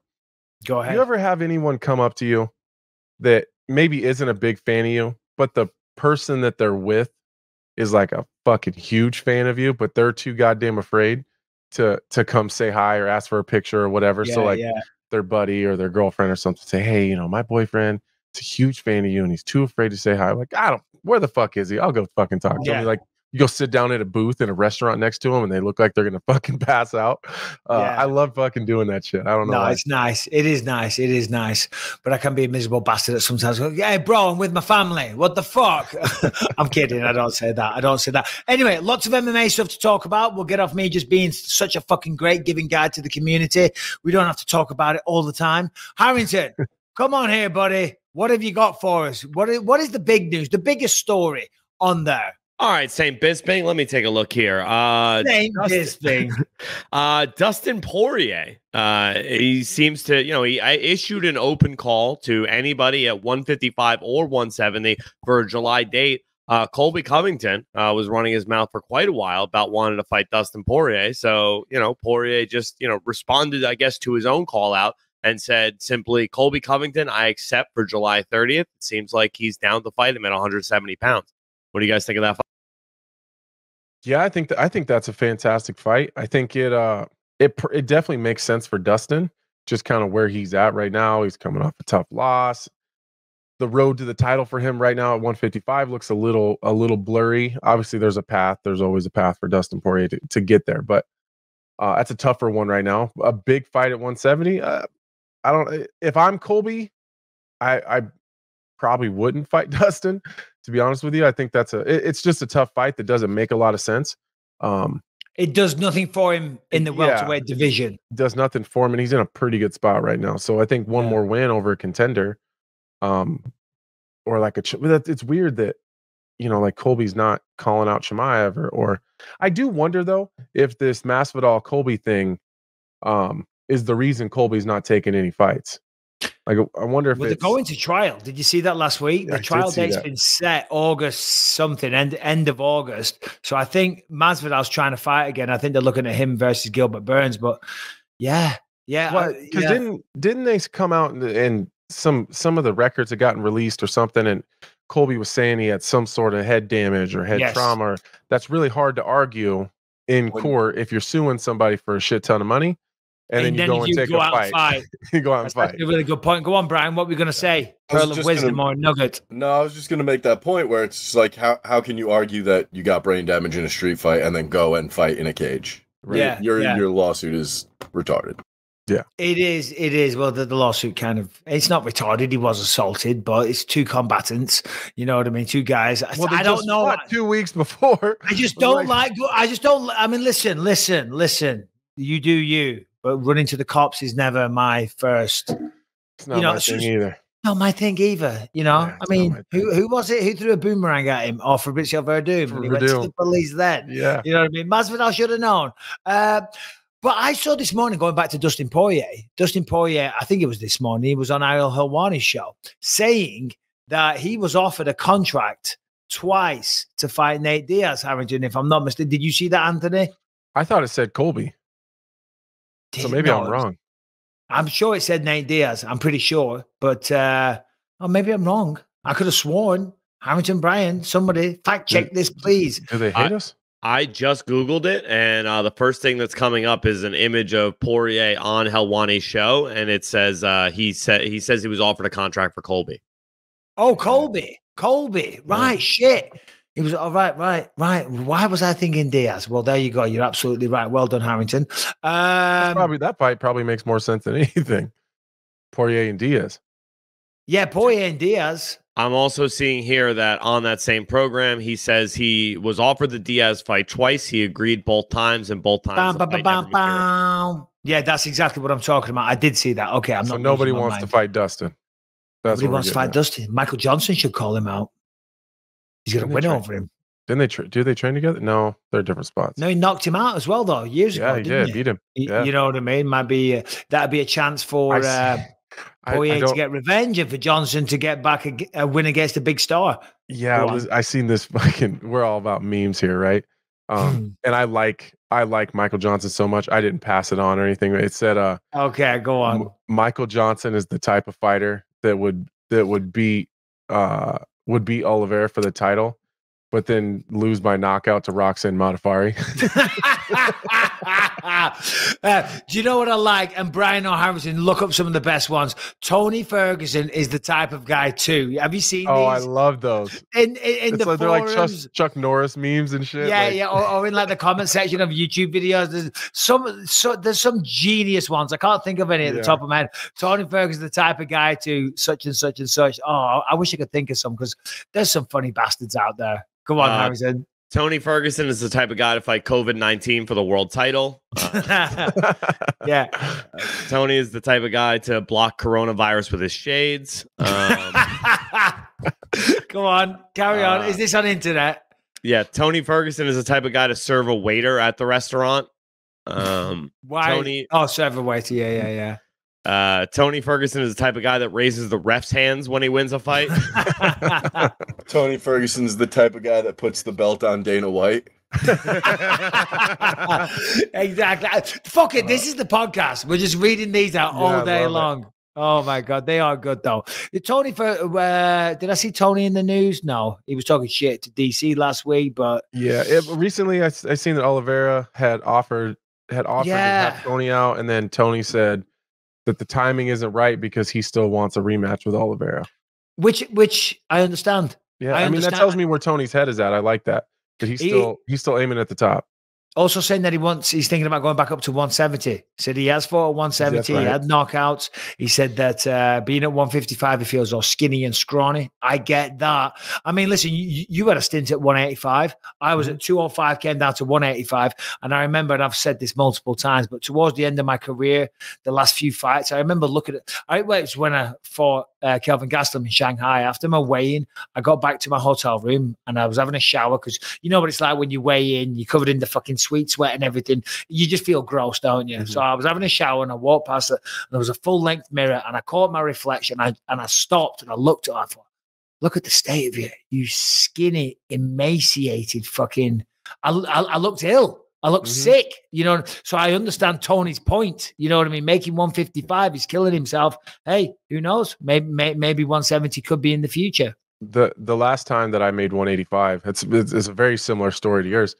My last fight was Thiago Santos in Brazil in Belém, and same thing. I'm disgusting. I just barely made it. I'm lightheaded, and I just go and I remember I sat down in the shower. They had these big, huge tile showers, and I sat down and just let this cold water run on the back of my head for a while. And I remember just sitting there thinking, like, what in the fuck are you doing with your life? But then I got out of the shower and I just, I got the towel around me, same thing, full length mirror. And I looked at myself like, you look like a fucking alien. Like, what are you, like, your skin looks funny on your body. Like you look sick. Like, what? I'm fucking done with this shit. I'm done with this. Everybody needs to be done with it. 155ers should fight at 170. 85 is 205. We all just move up a weight class. Honestly, it's crazy what we're doing. We're not going to do it. Just like I couldn't be happier at 205. Couldn't be. I'm sure. Happy. I get up in the morning and I look forward to cutting those last couple little pounds because I haven't missed a meal. How many pounds do you cut when it comes? Thursday night, when Thursday evening, and when the weight cut starts. How many pounds are you over? It never starts Thursday night for me anymore. It's all Friday morning. So I don't miss a meal. We don't hold back any water. Wow. Friday morning, I've been waking up. We just changed my diet a little bit. Like it's not even the amount of food that I eat. Just as the week goes, we just start cutting certain things out. You start, you load you load the sodium. Take out the salt, the carbs, and then you all take out the salt and the carbs, and a lot of it just kind of falls off as you're getting your workouts in. But I probably wake up at 218, 217 the morning of. The morning of the weigh-ins. Yeah, and it just, I'm up at 6:30 or 7. So you're still doing 11 pounds though in the morning. Yeah, it's easy though. That's a lot to do at once though, Anthony. 11 pounds. It's so easy though. I only used to do 11 pounds, and I'd do half at night, go to bed, and do the other half in the morning. Well, I think the difference is when I was at 185, I would check in the week of the fight at like 206 or 207, like that Tuesday. Oh. And then I would slowly cut it. And then Thursday night, I probably had 10, but it took me all fucking night. And that was when we still had the early morning weigh-in. So it would take me all the way up until the weigh-in started to get on, because my body was so stressed and so depleted already at that point. 10 pounds felt like 100. But now, like, I'm full. I'm completely hydrated, 100%. Up until that point, I'm still drinking a gallon of water a day. So, it comes right off. It probably only takes me 3 hours. Maybe. So you used to get to the host hotel to check in, and you'd be like 205, 206. Yeah. When I was fighting middleweight, if I got there at 200 pounds, I was happy, because then you water load throughout the week. You lose about a pound a day. Come Thursday, sometimes I'd be 186, and I'm like, fucking, let's go. 10 pounds, do 5 at night, go to bed, do the other 5 in the morning. Anyway, Harrington put in the notes something about 3D scans of Madonna's vagina. Okay. Can't miss that. There's a segue for you. Harrington, first of all, how dare you take the Queen of Pop? Is she the Queen of Pop or the Princess of Pop? What is she? I mean, she's certainly the queen at this point. She's in her, She's the early queen of whatever 60s. the fuck she wants. needs to get a fucking grip, is what she needs to do. Listen, I like She needs Madonna. a fucking job. There's a producer role available on the Believe You Me podcast. And Madonna, if you're waiting, you just hit me up. Send us a DM, bynpod@gmail.com. Wait, is there? No, I'm talking about Harrington fucking bringing up these stories. Go on, Harrington, explain yourself. So she's doing it as an NFT. She digitized. She did like a 3D. They 100% like real to life of her vagina. They put it on a digital body, and it's a series where in one she's giving birth to a tree, in another one she's giving birth to like butterflies and various random animals, and then another one she is giving birth to what? Yeah, like a bunch. Hold on. Can we zoom in on? Can we zoom in on that, Brian? We're First both of all, pieces of shit. if that, I mean, how old is Madonna? Because there ain't no way she's looking like that. And if she does, 63 years old. I mean, God bless her. Oh, I don't see no vagina. No, that's the name of the episode right there. I don't see no vagina. That's just a tree trunk penis inserted into her. I mean, listen, they're NFT and everything these days, so why not NFT your vagina? You ever thought about NFT in your penis, Anthony? Not recently. I did see this. I was scrolling through YouTube one time. Here's how I got here. I think I was looking for like Mother's Day gift I got to explain this. I got to explain myself, but I end up, all my friends here know I have this rule. I get 3 questionable Google searches a day. Because if not, I'll start Googling the randomest shit. The fucking FBI is going to show up at my house one of these days. But I was looking for Mother's Day ideas or something like that, or a birthday idea for my wife. And I don't know where I got on this thing, but it was this thing where these moms were giving presents. I think that's how I got there. It went from Mother's Day to moms giving presents. They were giving them to their husbands, and they were like getting these wax molds of their vaginas and then sending them to this place, and they were getting them made into bronze. And so they're giving away. Into what? Bronze? Bronze. So the wax molds of the vagina were being on bronze, as in the metal. Yeah. So they would take, I think there was like plaster molds or whatever, and then they would send them to this company, and then they would get back like bronze keychains or bronze bowls of their vaginas, and they were giving them to like their boyfriends and husbands and shit. It was the most random shit in the world. It's crazy. What is going on? That is like the ultimate power move. Okay. Is this it here? Dude, look at it. There we go. Oh my God. Zoom in on that, Brian. Not that I want to see a bronze vagina up close, but maybe I want to see a bronze vagina up close. Definitely a vagina. I mean, there's no other explanation for that. That's like the ultimate. If my wife doesn't fucking get me one now that I brought this up, I'm gonna be pissed. That's the ultimate control move. She's not. You're going out on your car keys. You're having a bronze vagina of my vagina, just so the world knows that you're taken. This is kind of funny. My girlfriend over the weekend asked me to make a mold of my penis. Oh God! Why? I don't believe I'm saying this. I want to see it. I don't believe I'm saying this, but I want to see the mold of your penis. Didn't we already do this on SDR? We did. We did this for a show once on the on Gas Digital Network, and we were not dating at the time, but she did know about it, and she was like, "Hey, would you do one of those for me? Just in case anything happens to you, or if you're away for an extended period of time, whatever the case may be." Yeah, because she can't do without Harrington for a day. You know what I mean? That's how you know you're loved. I made the argument though, like I don't want to do it simply because like I feel like when you're in love, you're like 3-4 inches bigger, right? So like I don't want like a true to life where she can look at it and be like, it wasn't that good once, she eventually breaks my heart and leaves me. Yeah, me and Alex used to be friends before I knew that. Yeah. See, this is the thing that people think. Everyone's like, "Oh, you guys pick on Harrington. You're so mean to him." No, he's a dirty, perverted, sexual freak. He's out there making molds of his own penis and not even true to life size. My God, where do we go from that? Where do we segue now? Oh no, sorry. I think I started with bronze vagina. Yeah. Sorry Well, the oldest woman turned 128. We did that. All right, guys, I want to tell you about Backbone real quick. Listen, the iPhone that you have or whatever smartphone you use these days, the games you can get on them are absolutely unbelievable. The graphics are crazy, but controlling those games isn't very good. That is where Backbone comes in. All you do, you plug your phone into it, and it essentially turns it into like a PlayStation controller. And literally, that is how you can control it. It has responsive buttons and triggers, clickable analog joysticks, and all the same controls that you get on an Xbox or a PlayStation, right? That is how it is.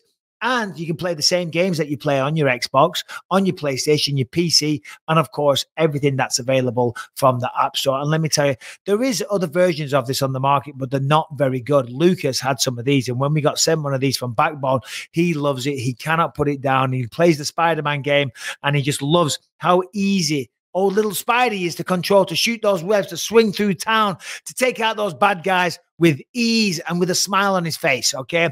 And if you don't own a console, no problem. You can stream hundreds of games like FIFA, Halo, Minecraft, and more through the cloud gaming services like Xbox Game Pass, NVIDIA GeForce Now, and Google Stadia. And if you already have a PlayStation, Xbox, or PC, play games that you own with Remote Play or the Steam Link app. Experience yourself what TechCrunch calls the closest we've ever seen to a portable Xbox. I'm telling you right now, this is the Michael Bisping seal of approval. It's the best on the market. It's awesome, right? Lucas absolutely loves it, never puts it down. Give it a try.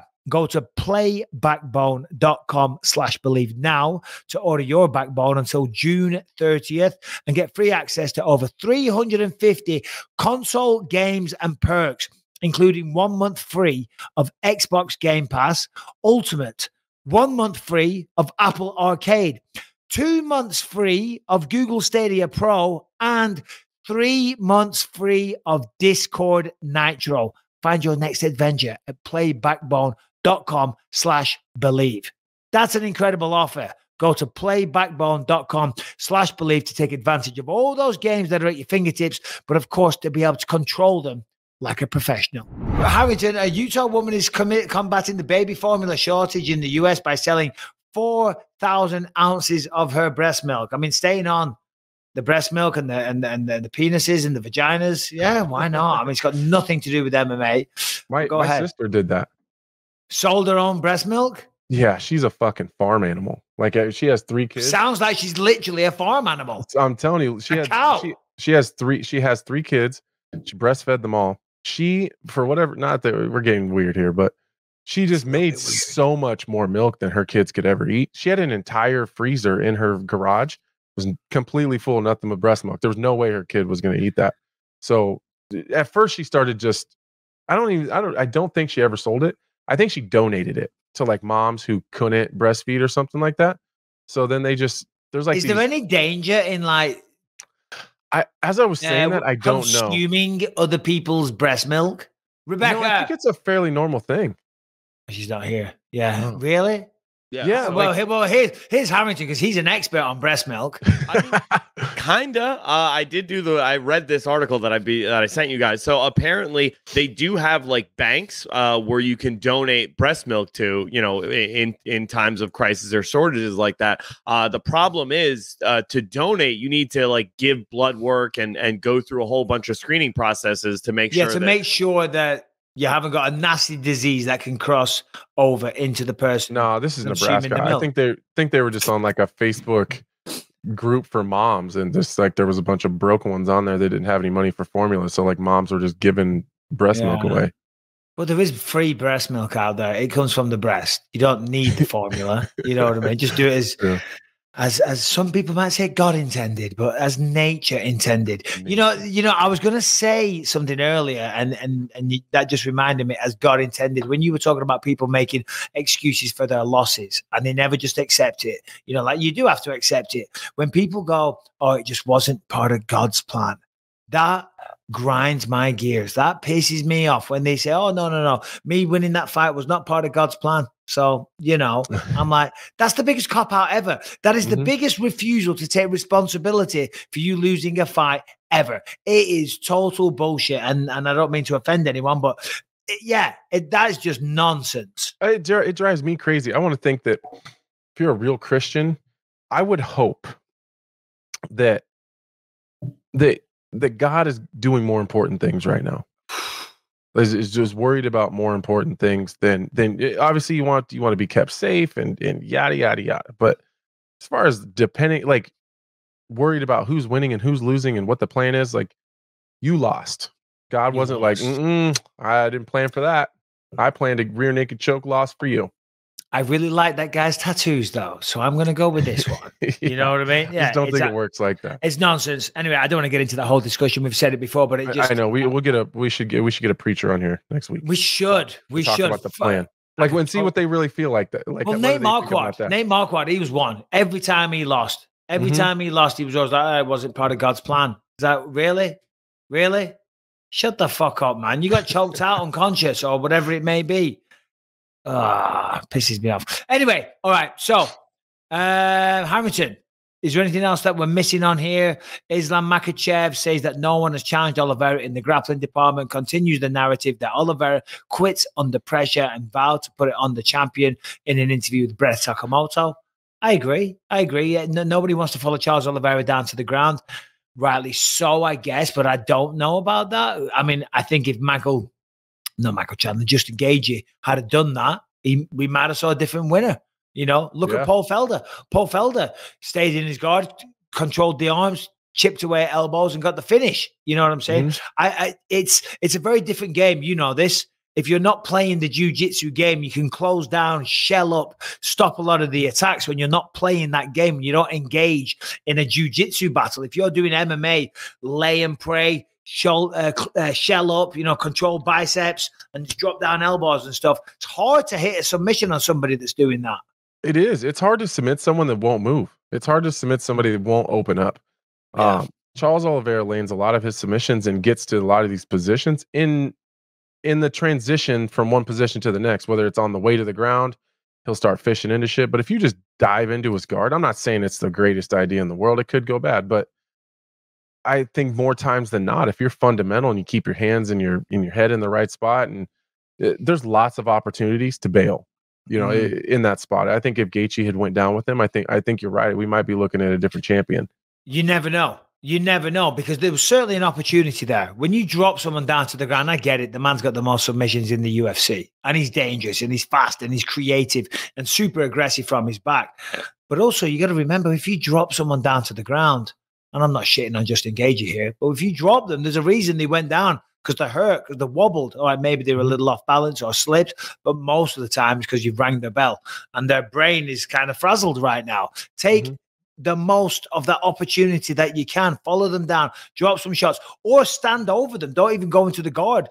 At least fucking try and do something. And I do believe, because Charles Oliveira does get hit, and he's great. I love the guy. I love watching him fight. He's the most exciting guy, but he gets hit a lot. If you back up, you're just letting him off the hook every single time. You're letting him breathe. You're letting him breathe. You're letting him recover. Simple as that. Yeah. Anyway, there's that. Islam Makhachev, Islam Makhachev, Charles Oliveira. Early prediction. If that fight was to take place, how does that go down? I think Islam by decision. I think Islam by decision, only because I think Islam understands the same thing that you and I understand. I think if Islam, no one wants to be taken down by Charles, so they're super defensive and they're very, I don't know, reclusive in these grappling exchanges. So even up against the fence, they're pulling away so hard that he's just climbing a rope to get to where he wants to go. I think if Islam really chased a takedown, and just because Charles isn't a fantastic wrestler on the defensive side, because he doesn't have to be, because nobody shoots on him. I think if Islam shot a takedown and just was defensively sound and just kept his hands and head in the right spot and just chipped away at him a little bit, I just don't see Islam getting too out of position. And I find it hard to argue with that, to be honest. As you said, I don't see him getting a finish. He's not going to slice and dice his guard. He's not going to pass him easy. He's not, you know what I mean? He's not going to get his posture too high for too long to start raining big shots because Oliveira is he's gonna attack his posture. But I just don't see him getting some nasty sweep. And if he ends up on top of Makhachev, fucking bad story for everybody. Yeah, but yeah. I see that hard. I see that being hard to do because I don't think he's going to try to avoid Makhachev at all. Or I don't see Makhachev avoiding Oliveira's grappling at all. I think Michael Chandler, Dustin Poirier is the fight that needs to happen. That one should agree. Michael Chandler, Dustin Poirier, Nate Diaz. I don't know what's going on with him. We talked about this on the show last week. I want to hear your thoughts on this. What did you think of Nate Diaz pissing at the PI? And I don't expect you to talk shit about Nate Diaz or the UFC or whatever, but what was your thoughts? I thought it was weird. I thought it was Diaz. He's reaching. I've never seen Diaz look thirsty before. I've never seen him miss in any kind of social media exchange. I've never, you know what I mean? He is good, to be fair. You're right. And that was a miss. I think he missed with that one. Yeah. And I think he missed. That's a polite way of putting it. Yeah. I you know what, I don't know how anyone else feels about it. I don't know what how you guys kind of talked about it, but I think that was what stood out. I've never seen him miss in the media, in interviews, build up to a fight, picking a fight, tweeting, anything. I've never seen him miss, but that's a big miss to me. Yeah, I agree. Do you know what I don't understand? Why does Diaz want out of his contract so badly? Because he gets paid well. Because outside of the US, I mean, I understand, right? He could, there's other promotions. There's a Jake Paul fight, perhaps. I think that's one big fight. There's one big fight with Jake Paul, and that's it. In the UFC, he's got Conor McGregor, and pretty much, anytime Diaz fights, it's always a big fight. Simple as that. The man's a superstar. It's a spectacle. And he's got numerous big fights in the UFC that if he was getting a piece of the pay-per-view, which one would assume that he does, I'm sure he does because he's never talked shit about that. There's lots and lots of big fights for him to have. Outside the UFC, what's he going to do? Go into professional boxing? I'm sorry. It's not going to go well. That's not going to go well. There's Jake Paul, granted, that might do massive numbers, but that's one fight as opposed to, I mean, who is there in the UFC? There's obviously McGregor, there's Masvidal, he's done that. There's about 5 or 6 big fucking he could go McGregor, Masvidal, Poirier. He could probably talk his way into a Colby fight. Yeah. I mean, I can think of 5 goddamn barn burner pay-per-view events. In my opinion, I think those fights, especially with a Conor, if you had Conor and then 4 others, and then you match those against what he would make in a Jake Paul fight, I think he makes more money in the UFC. I do. I really do. Because I was thinking, all right, he wants out of his contract. Fair enough. He wants out of his contract. And then I started thinking, well, hold on. Why? Because he's not retiring. That's not the narrative here. I'm going to have my last fight. I'm going to retire. I'm going to go out here. I'm going to test the open market and make loads more money. But then I was like, the most money to be made is in the UFC. Certainly when you're Nate Diaz, when you got the kind of contract that he has, when you got the fan base, you got the following, and you pull the fucking numbers. You know what I mean? It's what a lot of people don't realize, because it's always the popular narrative. Does that translate though? Those numbers, like if Nate Diaz goes and signs with another organization, I don't want to. Oh, sorry. Do the numbers that he pulls in the UFC follow him over? Right.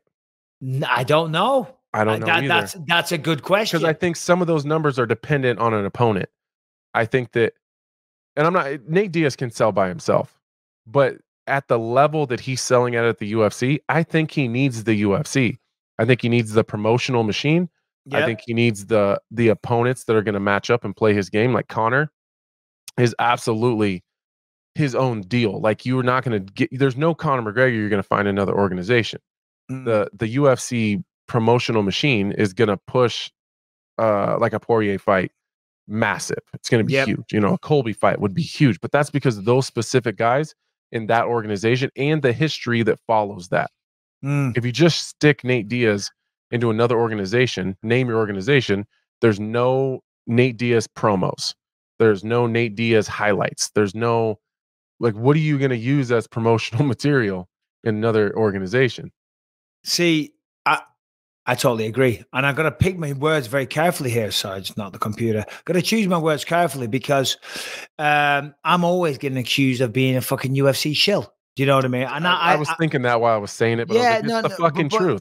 But it's the fucking truth because listen, and I am loyal to the UFC. I've had a great fucking life. It's changed my life. I was a punk little kid that went to goddamn prison, that was broke, that left school at 16, and now I live a fantastic life. And Dana's always been great to me. Anyway, that aside, what I'm about to say is I agree with you, Anthony, because yes, Diaz is a star, but it's when it's wrapped up in that UFC bubble that it becomes amplified so much. Because look at all these other fights that go on. A lot of the time, you're not even aware of them, that they're happening. Did you know, for example, that Anderson Silva and Floyd Mayweather were supposed to fight on top of a skyscraper last Saturday? Not until it was canceled. But it got cancelled, and that made massive headline news. People don't know. There's a lot of great boxing fights happen. You don't know about. I like boxing, and sometimes when I hear about a fight that happened, I'm like, shit, I would have watched that had I known. A lot of the time, you just don't know, and that's where the UFC do so much better than any other promoter, and that's just the goddamn fact. And I'm not kissing Dana and the UFC's ass. I'm not looking for a raise. I'm saying my experiences with almost 20 years with the fucking company, and it's true. Like if you look at. Hold on, lost my train of thought. Get it back, Bisping. Get it back. Get it back. It's coming back. If you look at, say something, Anthony. Say something. If you Tito look at versus Truck 3, maybe. Oh, Tito versus Chuck 3. I mean, that is a perfect example. I mean, to be fair, it's not a fair example. It's a package deal. It's a package deal. No. This is what I was going to say. Sorry, pardon me. Lost my tangent. My train of thought. A lot of people like to say, and don't get me wrong, there's big stars that definitely can sell out arenas. But, and again, I'm choosing my words carefully, like in the UK, right? When the UFC comes to the UK, it's going to sell out regardless because there's a lot of fucking loyal fans that have been dying for the product, certainly now after the pandemic. You know what I mean? When I was fighting there, I would love to say that it sold out because of me.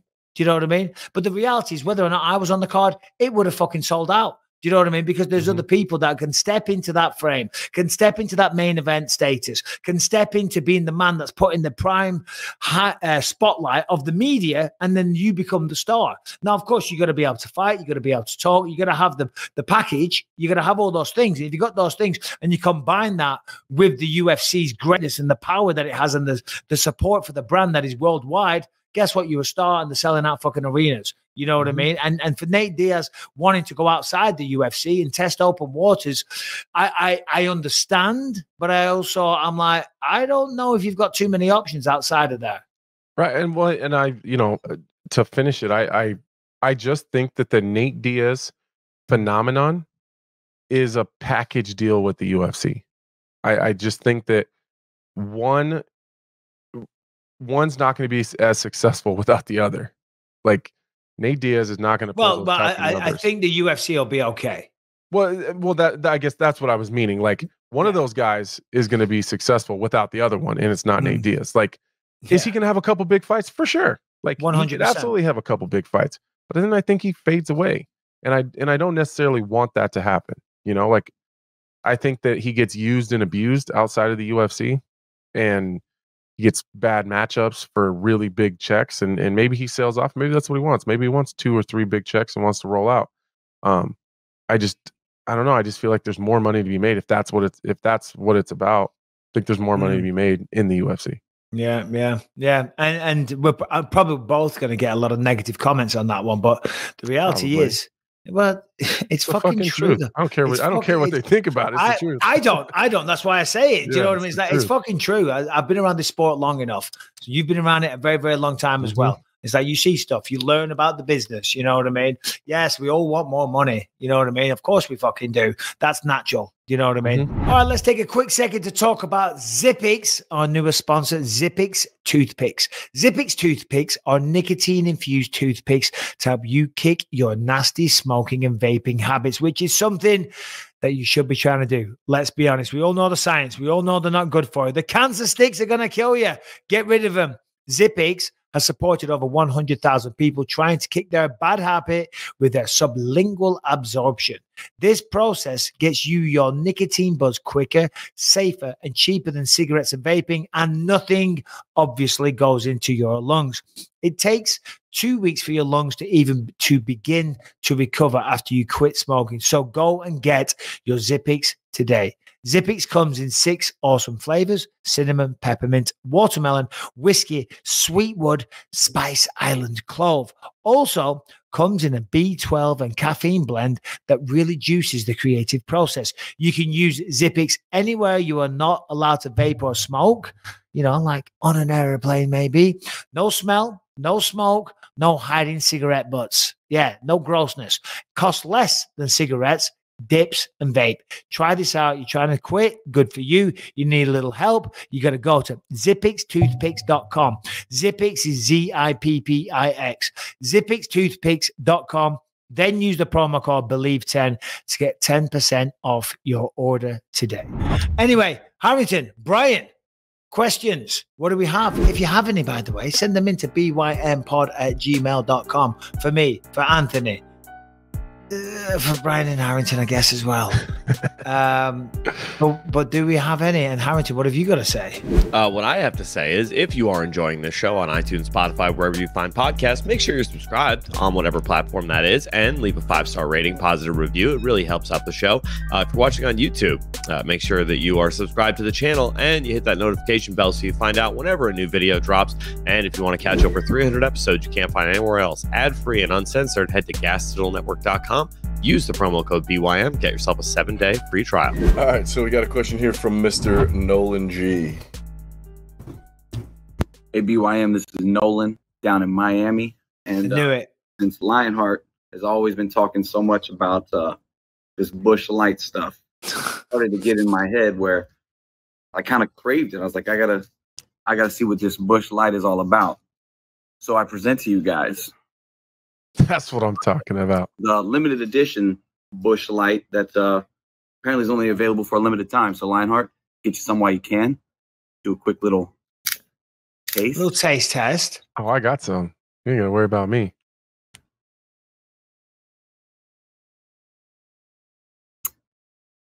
It's a full flavor, Anthony. It's a full flavor. Anyway, question for you guys is, could you maybe rank the other fight leagues, the other fight organizations outside of the UFC, and how you would take an amateur fighter and work his way up to all the way to being a UFC champion? Love the show, guys, and see you next time. Nolan G, I knew straight away he was like a Miami douchebag. I'm just kidding, Nolan. Just kidding. Best promotions, I think, is what he's saying, right? How would we rank other promotions outside the UFC? I think so, yeah. Yeah. I mean, time to prove you're not a UFC shill, Mike. Yeah, well, I'm not, but I don't watch a lot of other MMA. I mean, if my son Callum was on here, he would be talking about all the Japanese promotions and everything. Like, I used to go into his bedroom. Like, sometimes I'd hear something, it'd be late at night, and I'd go in his bedroom, and he's watching fucking old Pride DVDs or Sengoku or whatever on a stream or something. You know what I mean? That's awesome. Yeah, no, it is. He loves it, but I am a commentator for the UFC, and there's a lot of UFC content. Do you know what I mean? There's a lot. So when you consume it all, which I have to, do you know what I mean? There's only so many hours in a day, but there is a lot of great fights out there. I don't think I've ever sat down and watched a ONE FC event, Noah. Have you? Yeah. I like ONE FC, and I don't know how I would rank them though. I would say there's like probably 3 tiers. And obviously I do a little bit of commentary work with, calling the fights live for RFA. So I don't want to feel like I'm shitting on the show, because I'm not. It's just, it serves a different purpose, I think, in the MMA world. But I would say like a Bellator, PFL, ONE FC, those are kind of all, I would say, like in that middle second tier. Yeah, second tier. Obviously the UFC is obviously top of the bill, but those are kind of second tier. I wouldn't rank either one of those guys above the other. They just bring different things. ONE FC is very much a Pride feel. It's very grassroots feeling to it. Fans are really, really great over there. You can hear them going crazy over transitions and jiu-jitsu. They're very educated. So if you're kind of a purist and hardcore, definitely a big fan of ONE FC. Bellator is a little bit of a spectacle. They do kind of put on some weird fights sometimes, and there is some smash matches, a lot of the ways in the beginning of the early main card. Main event and co-main event are usually pretty competitive, pretty good fights. PFL, I like the concept of PFL. I like the tournament thing where it's kind of, I come from wrestling, so I like the bracket, where it's just they throw them in a bracket, and whoever wins, and it doesn't matter. And I like how you got to score points for finishes. I just like it, so they're all very different. And then I like Cage Warriors. I like the LFA. There's a lot of kind of region. I don't want to call them regional scene because that makes it sound like I'm putting it down, but but it is feeder, like a feeder event. They're feeding them to try to work them along to a larger show. But there's nothing wrong with that because you've got LFA, RFA, Jungle Fight, Cage Warriors. There's a lot of international events that are semi or unofficial feeder events for the UFC, and they serve a great purpose. When I said before, by the way, that I don't watch. I mean, I watch other MMA. Of course, I watch fucking Bellator fights and all the rest of it, but I don't sit down and make sure I watch every fucking event. Of course, I just watch some Bellator at the weekend, but when the UFC's on, I'm watching it because it's my job to know it. I do so much content around it. I commentate the fights. I do a podcast. I do YouTube, and it's all centered around that. But big fights, interesting fights, Cage Warriors fights, grassroots fights. If I have the time and I see it and I know it's on, I'll fucking watch it. But UFC, I make it my business. It's a priority. It's a priority in my life. I have to. That is my job. Yeah. Even when I'm traveling, we'll be on the road, we'll be camping or riding or whatever. Like Saturday night, we got to be somewhere that's got service or internet or something because everyone else wants to go and do what they got to do. We go out to dinner. If there's 20 people there, I'm sitting there on my fucking phone watching it at the dinner table. I mean, that's my job and that's what we have to do. And the funny thing is, these days now, most of those 20 people want to know what's going on as well when it comes to the main events anyway. Yeah. But yeah, listen, I think you nailed it there. UFC's up at the number one by itself. Tip of the pyramid. But then the second tier, the one FC, Bellator, PFL. I definitely don't watch every single. I definitely don't watch every single one of those. But I watch them. Go on. Sorry. Yeah, I mean, I'm aware of them. You know what I mean?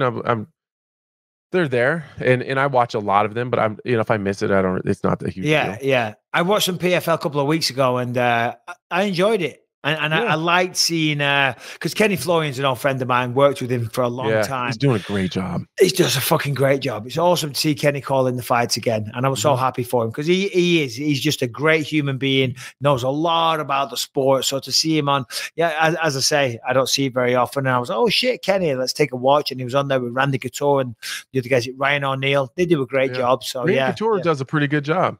Yeah. He does a good job. Yeah, no, Randy's the man. He's a very good guy. Brian, what else we got good? Good, Bud. I got it. God, I called you God. You are the voice of God. Sometimes, yeah. So we have a question here from Marshall, and he's asking some questions on a little bit more specifically on some things that we talked about earlier. So okay. One question that I wanted to ask you, Anthony, was you have an upcoming bout scheduled with Magomed Ankalaev. I know previously you said that you thought that would be good enough to get you a title shot, but do you think that the matchmakers in the UFC might have you matched up against the winner of Rakic versus Blachowicz before you get that title shot, or do you think that they'll immediately give it to you? And also another question I wanted to ask you was, who do you hope wins the title fight between Glover Teixeira and Yuri Prochazka? Thank you guys very much for your time. Have a great day. I'm just fucking invisible these days, but whatever, Anthony. Well, thanks for sitting here on my podcast. I'm just kidding. It's so funny how many DMs I get. Like, I'm really enjoying you having Michael on your podcast. I get that one all the time. I love it. It's hilarious. I started the fucking joke. I keep going red as fuck with this camera. It looks like I'm having bloody high blood pressure. Go on. Yeah, you started the joke and everyone ran with it. I know. I don't think so. I don't think that they would make me do that. I think 4 wins, especially if I can get a finish. I think 4 wins over 3 ranked guys, 2 of them in the top 10. I think that's enough, especially with the body of work I've already put in. I've already fought for the title. I beat the number 2 contender in the UFC 3 times. Like 3 different guys that have been ranked number 2. I've beaten and I've finished them all. So I was going to say, who have you beaten 3 times? I'm unaware of this. Not the same person, but I get what you're saying. Yeah. So. Do you have a location for that fight yet?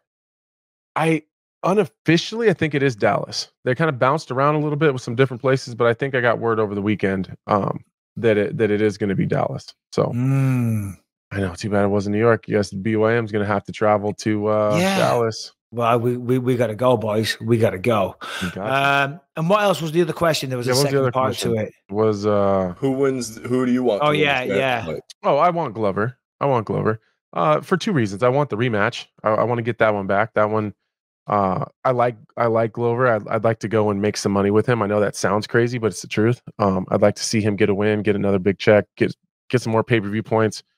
And I'd like to take it from him. I think that'd be a cool, kind of circle back around. And Prohaska is just a pain in the ass. I think it's just a pain in the ass. Like, he's another one of those guys. He just makes everybody look bad. Like, you would look bad beating him. He's just a tough guy to fight. It's one of those guys you're like, fuck, this is gonna suck. Like, it would be a lot of fun, but there's just a lot to deal with and a lot to see coming your way. Like, I know what I'm getting myself into with Glover, so there's no real surprises. Yuri is very unpredictable. Very unpredictable. Very unpredictable. Brian? All right. So we got one more from Mark from South London. South London. You all right, lads? I'm Mark from South London. Got a few quick questions for you. A few things that slipped by me that I don't really understand. One is, why do you put that stuff on your face before you get in the ring? Vaseline stuff. I understand it's used for cuts, but why would you put it on preemptively? What are the replays used for? Because I don't think I've seen it actually implemented where someone's looked at a replay, and what ramifications that has. Lastly, how do you turn off being a nutter? I mean, Anthony, going back through your career now, you joined the podcast, everyone's doing it, going through all your fights, and you are a psycho in a sport of psychos. So how do you turn that off? How do you turn that off? Because you're just the nicest, sweetest, generous man. And how do you, I don't know. Jesus. Yeah. Well, that's my favorite delivery of questions yet. Who was his name? Gary from South London? Was it Gary? Mark. I'm so close. Well, Mark, let me fucking tell you. All right, first question, Vaseline. Vaseline, yeah, of course, if you're cut, they put it in the cuts to stop the bleeding, but also by putting it on your skin, it makes it a little more slippery. And if you get hit with a shot, there's a better chance of it sliding off without cutting it. So stop cuts, essentially. It does make it a little more slippery and slidey, a little more greasy. Because the skin rips kind of easy. You put a little bit of... it keeps it from tearing. Keeps it from tearing. Even with the glove, it can cause it to tear. You know what I mean? Believe it or not. So a little bit of Vaseline, not too much that it's advantageous to get out of grappling positions like headlocks or whatever, but a little bit, it stops the cuts. Anything to add there, Anthony? No, you're 100% right. Yeah. And then what was the second part? The second part was... Oh, the replays. You'll definitely have to answer that one. What are the replays used for, and what are the ramifications? Yeah. I'm not really 100% sure because all the states are different. We're actually doing a seminar. Are you having to do that as well, Anthony, with the UFC? I don't know. With some of the referees, yeah, because some of the judging criteria has changed recently. And we'll talk about that in a second. We'll answer the question. So the replays, there's what do they call a review official, which is a relatively new addition. But again, as you just said there, it depends what state you're in, which is kind of where it gets confusing for A, commentators, B, the fighters, and C, the public. You know what I mean? Because obviously outside of America, they use the unified rules of Nevada, I believe. But all around the different states, there is some discrepancy in what the rules are. But there is a review official. Now, the replay, we use it for the viewer experience. But if there is an eye poke, a nut shot, if there is someone fouling, grabbing the fence, and the referee in question is a little unsure, they can then revert back to the review official, and the review official can say, yeah, I checked the replay, and yeah, he did grab the fence, or he did it on purpose, or whatever the case. There's 100 different scenarios, whatever the case may be, but it's not all the time. And I think that's only if the referee is a little unsure, he can then revert back to the review official. And I think I'm getting that correct. I think so. It sounds right. Yeah, it sounds about right, doesn't it? Sounds right. Just one addition, I believe. Oh, because Harrington's at the apex every fucking week. Okay. I mean, it is my job. It is my job. Okay. I believe they can only go to it in a fight-ending sequence. So as soon as the replay is triggered, the fight is officially over, and then they make the decision on the fight based off the replay, which is pretty important. I don't know if that's correct. Harrington, I'll fact check it right now. Oh, okay. Yeah, I'm not sure if that's correct. I don't know if it is. I don't think it is, if I'm honest. And then the last part, Anthony Smith, and I can answer this as well, but you are a nice guy. You are very mild-mannered. You are a sweetheart, as our friend Gary from South London puts it. Was it Gary? It's fucking... It was Mark. It was Mark. You got it wrong again. He's fucking Gary now. Yeah. But in the cage, certainly last time against Ryan Spann, you were an absolute fucking nutter. A nutter. So how do you turn it off? I don't know. It's just you know what? To be fair, I didn't used to be able to. I was just kind of a wild man. I've always been a nice guy. I've never been like the crazy guy that's just run around, just beating the fuck out of anybody. Got in a lot of fights, but they were all mutual fights. I wasn't the only one that wanted to be in that fight. So Yep. I think I just got older and I just got better control of it. And I got a lot of balance. Before I was just a fighter. That's all I did. That's all I was. It was consumed my whole life. And I got kids and a wife, and I like right now, after we're done here, I got to go mow the grass. Like I got other shit to do. So it's just a balance. And, I just do a good job of controlling it and figuring out how to turn the switch on and off. Like when it's on, we just go wreck people. And when it's time to turn it off, we just turn it off and I'm back to being dad again. It sounds crazy, but it's fairly easy to do, actually. And I think for people like us, because I feel like we're not too dissimilar, do you know what I mean? Everyone knows I was always getting in fights, but again, it was always people that wanted that fight. If that's not the case, you're just a bully. You're just an asshole. Right. And you're going to find yourself in prison pretty fucking quickly. But I think doing this line of work does help you channel those demons that you have inside us, because we do, you know what I mean, and whatever you want to call it, exercising those demons, channeling the aggression into something more productive, because a lot of people, because listen, you got to wear two hats in the public day-to-day life. On civilian street, you can't be acting the way you are in a fucking cage. But when it comes down to that, you need that composure. You need that calmness, but you also need to be able to explode and you need that little bit of wildness, if you're going to compete at this level. But I do find, and for me, certainly, like when I was younger, I leaned into being the tough guy, if you will, because it was the only identity that I had. Do you know what I mean? But now I don't need to lean into this shit now. I'm well known for being a fucking tough guy all over the fucking world. Anymore. So I don't need to prove it in my day-to-day life when I'm down at Ralph's, or when I'm at the supermarket buying my stuff and I get in a little altercation. I don't need to be the tough guy there. Do you know what I'm saying? Yeah. Whereas when I was younger, maybe I would. I'd be like, and as you said, getting older fucking helps just a little bit. Yeah. Well, and sometimes it's too much work. You know what I mean? Like, I don't even give a fuck. Like, I'll go in and be great. And I think you really hit it on the head there with the kind of exercising your demons. Like, especially as I've gotten older and gotten more balanced to my life. Once you go in there and you kind of just let it all out when you're in there, you don't really have a whole lot left. Like you've kind of just exercised them all. And so when you leave there, you feel really free. You feel really, I don't know, relaxed. And that's kind of how training is for me too. If I go too long without training, I'll start losing my shit a little bit. But because I need to release those endorphins, I need to release that energy. And like, I don't sleep very well if I'm not training. Like I just, I drink too many beers. You know what I mean? It's like I have too much energy and time on my hands that it's not enough to consume me. So training and fighting just kind of keeps me sane, as crazy as that sounds. Well, just make sure next week then that before I see you in Los Angeles, you're hitting the bag, you have lots of training sessions, because I don't need a psychopath Anthony Smith on my case. And that is the show, ladies and gentlemen. Okay. It's not the show. Okay. I just want to point out I am a big dumb idiot, and as of Halloween of 2020, the Nevada State Athletic Commission changed that rule so they can check the replay at any time. So you were right, I was wrong. No, hold on, Hamilton, come back. Okay. Oh, okay.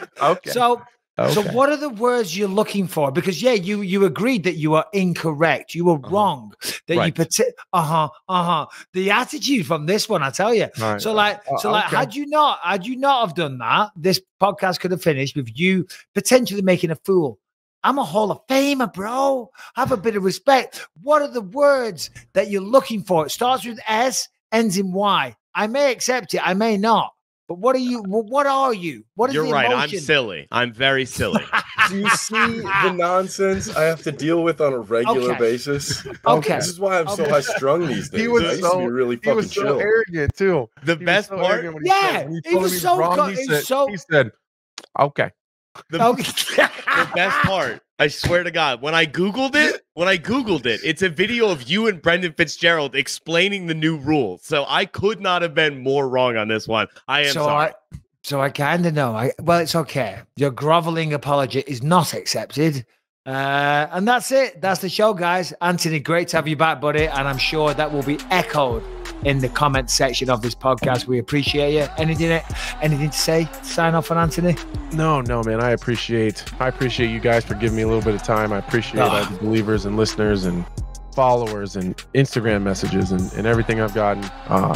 It hasn't gone unnoticed. I really appreciate you guys. It's good to be fucking back. Let's keep it rolling.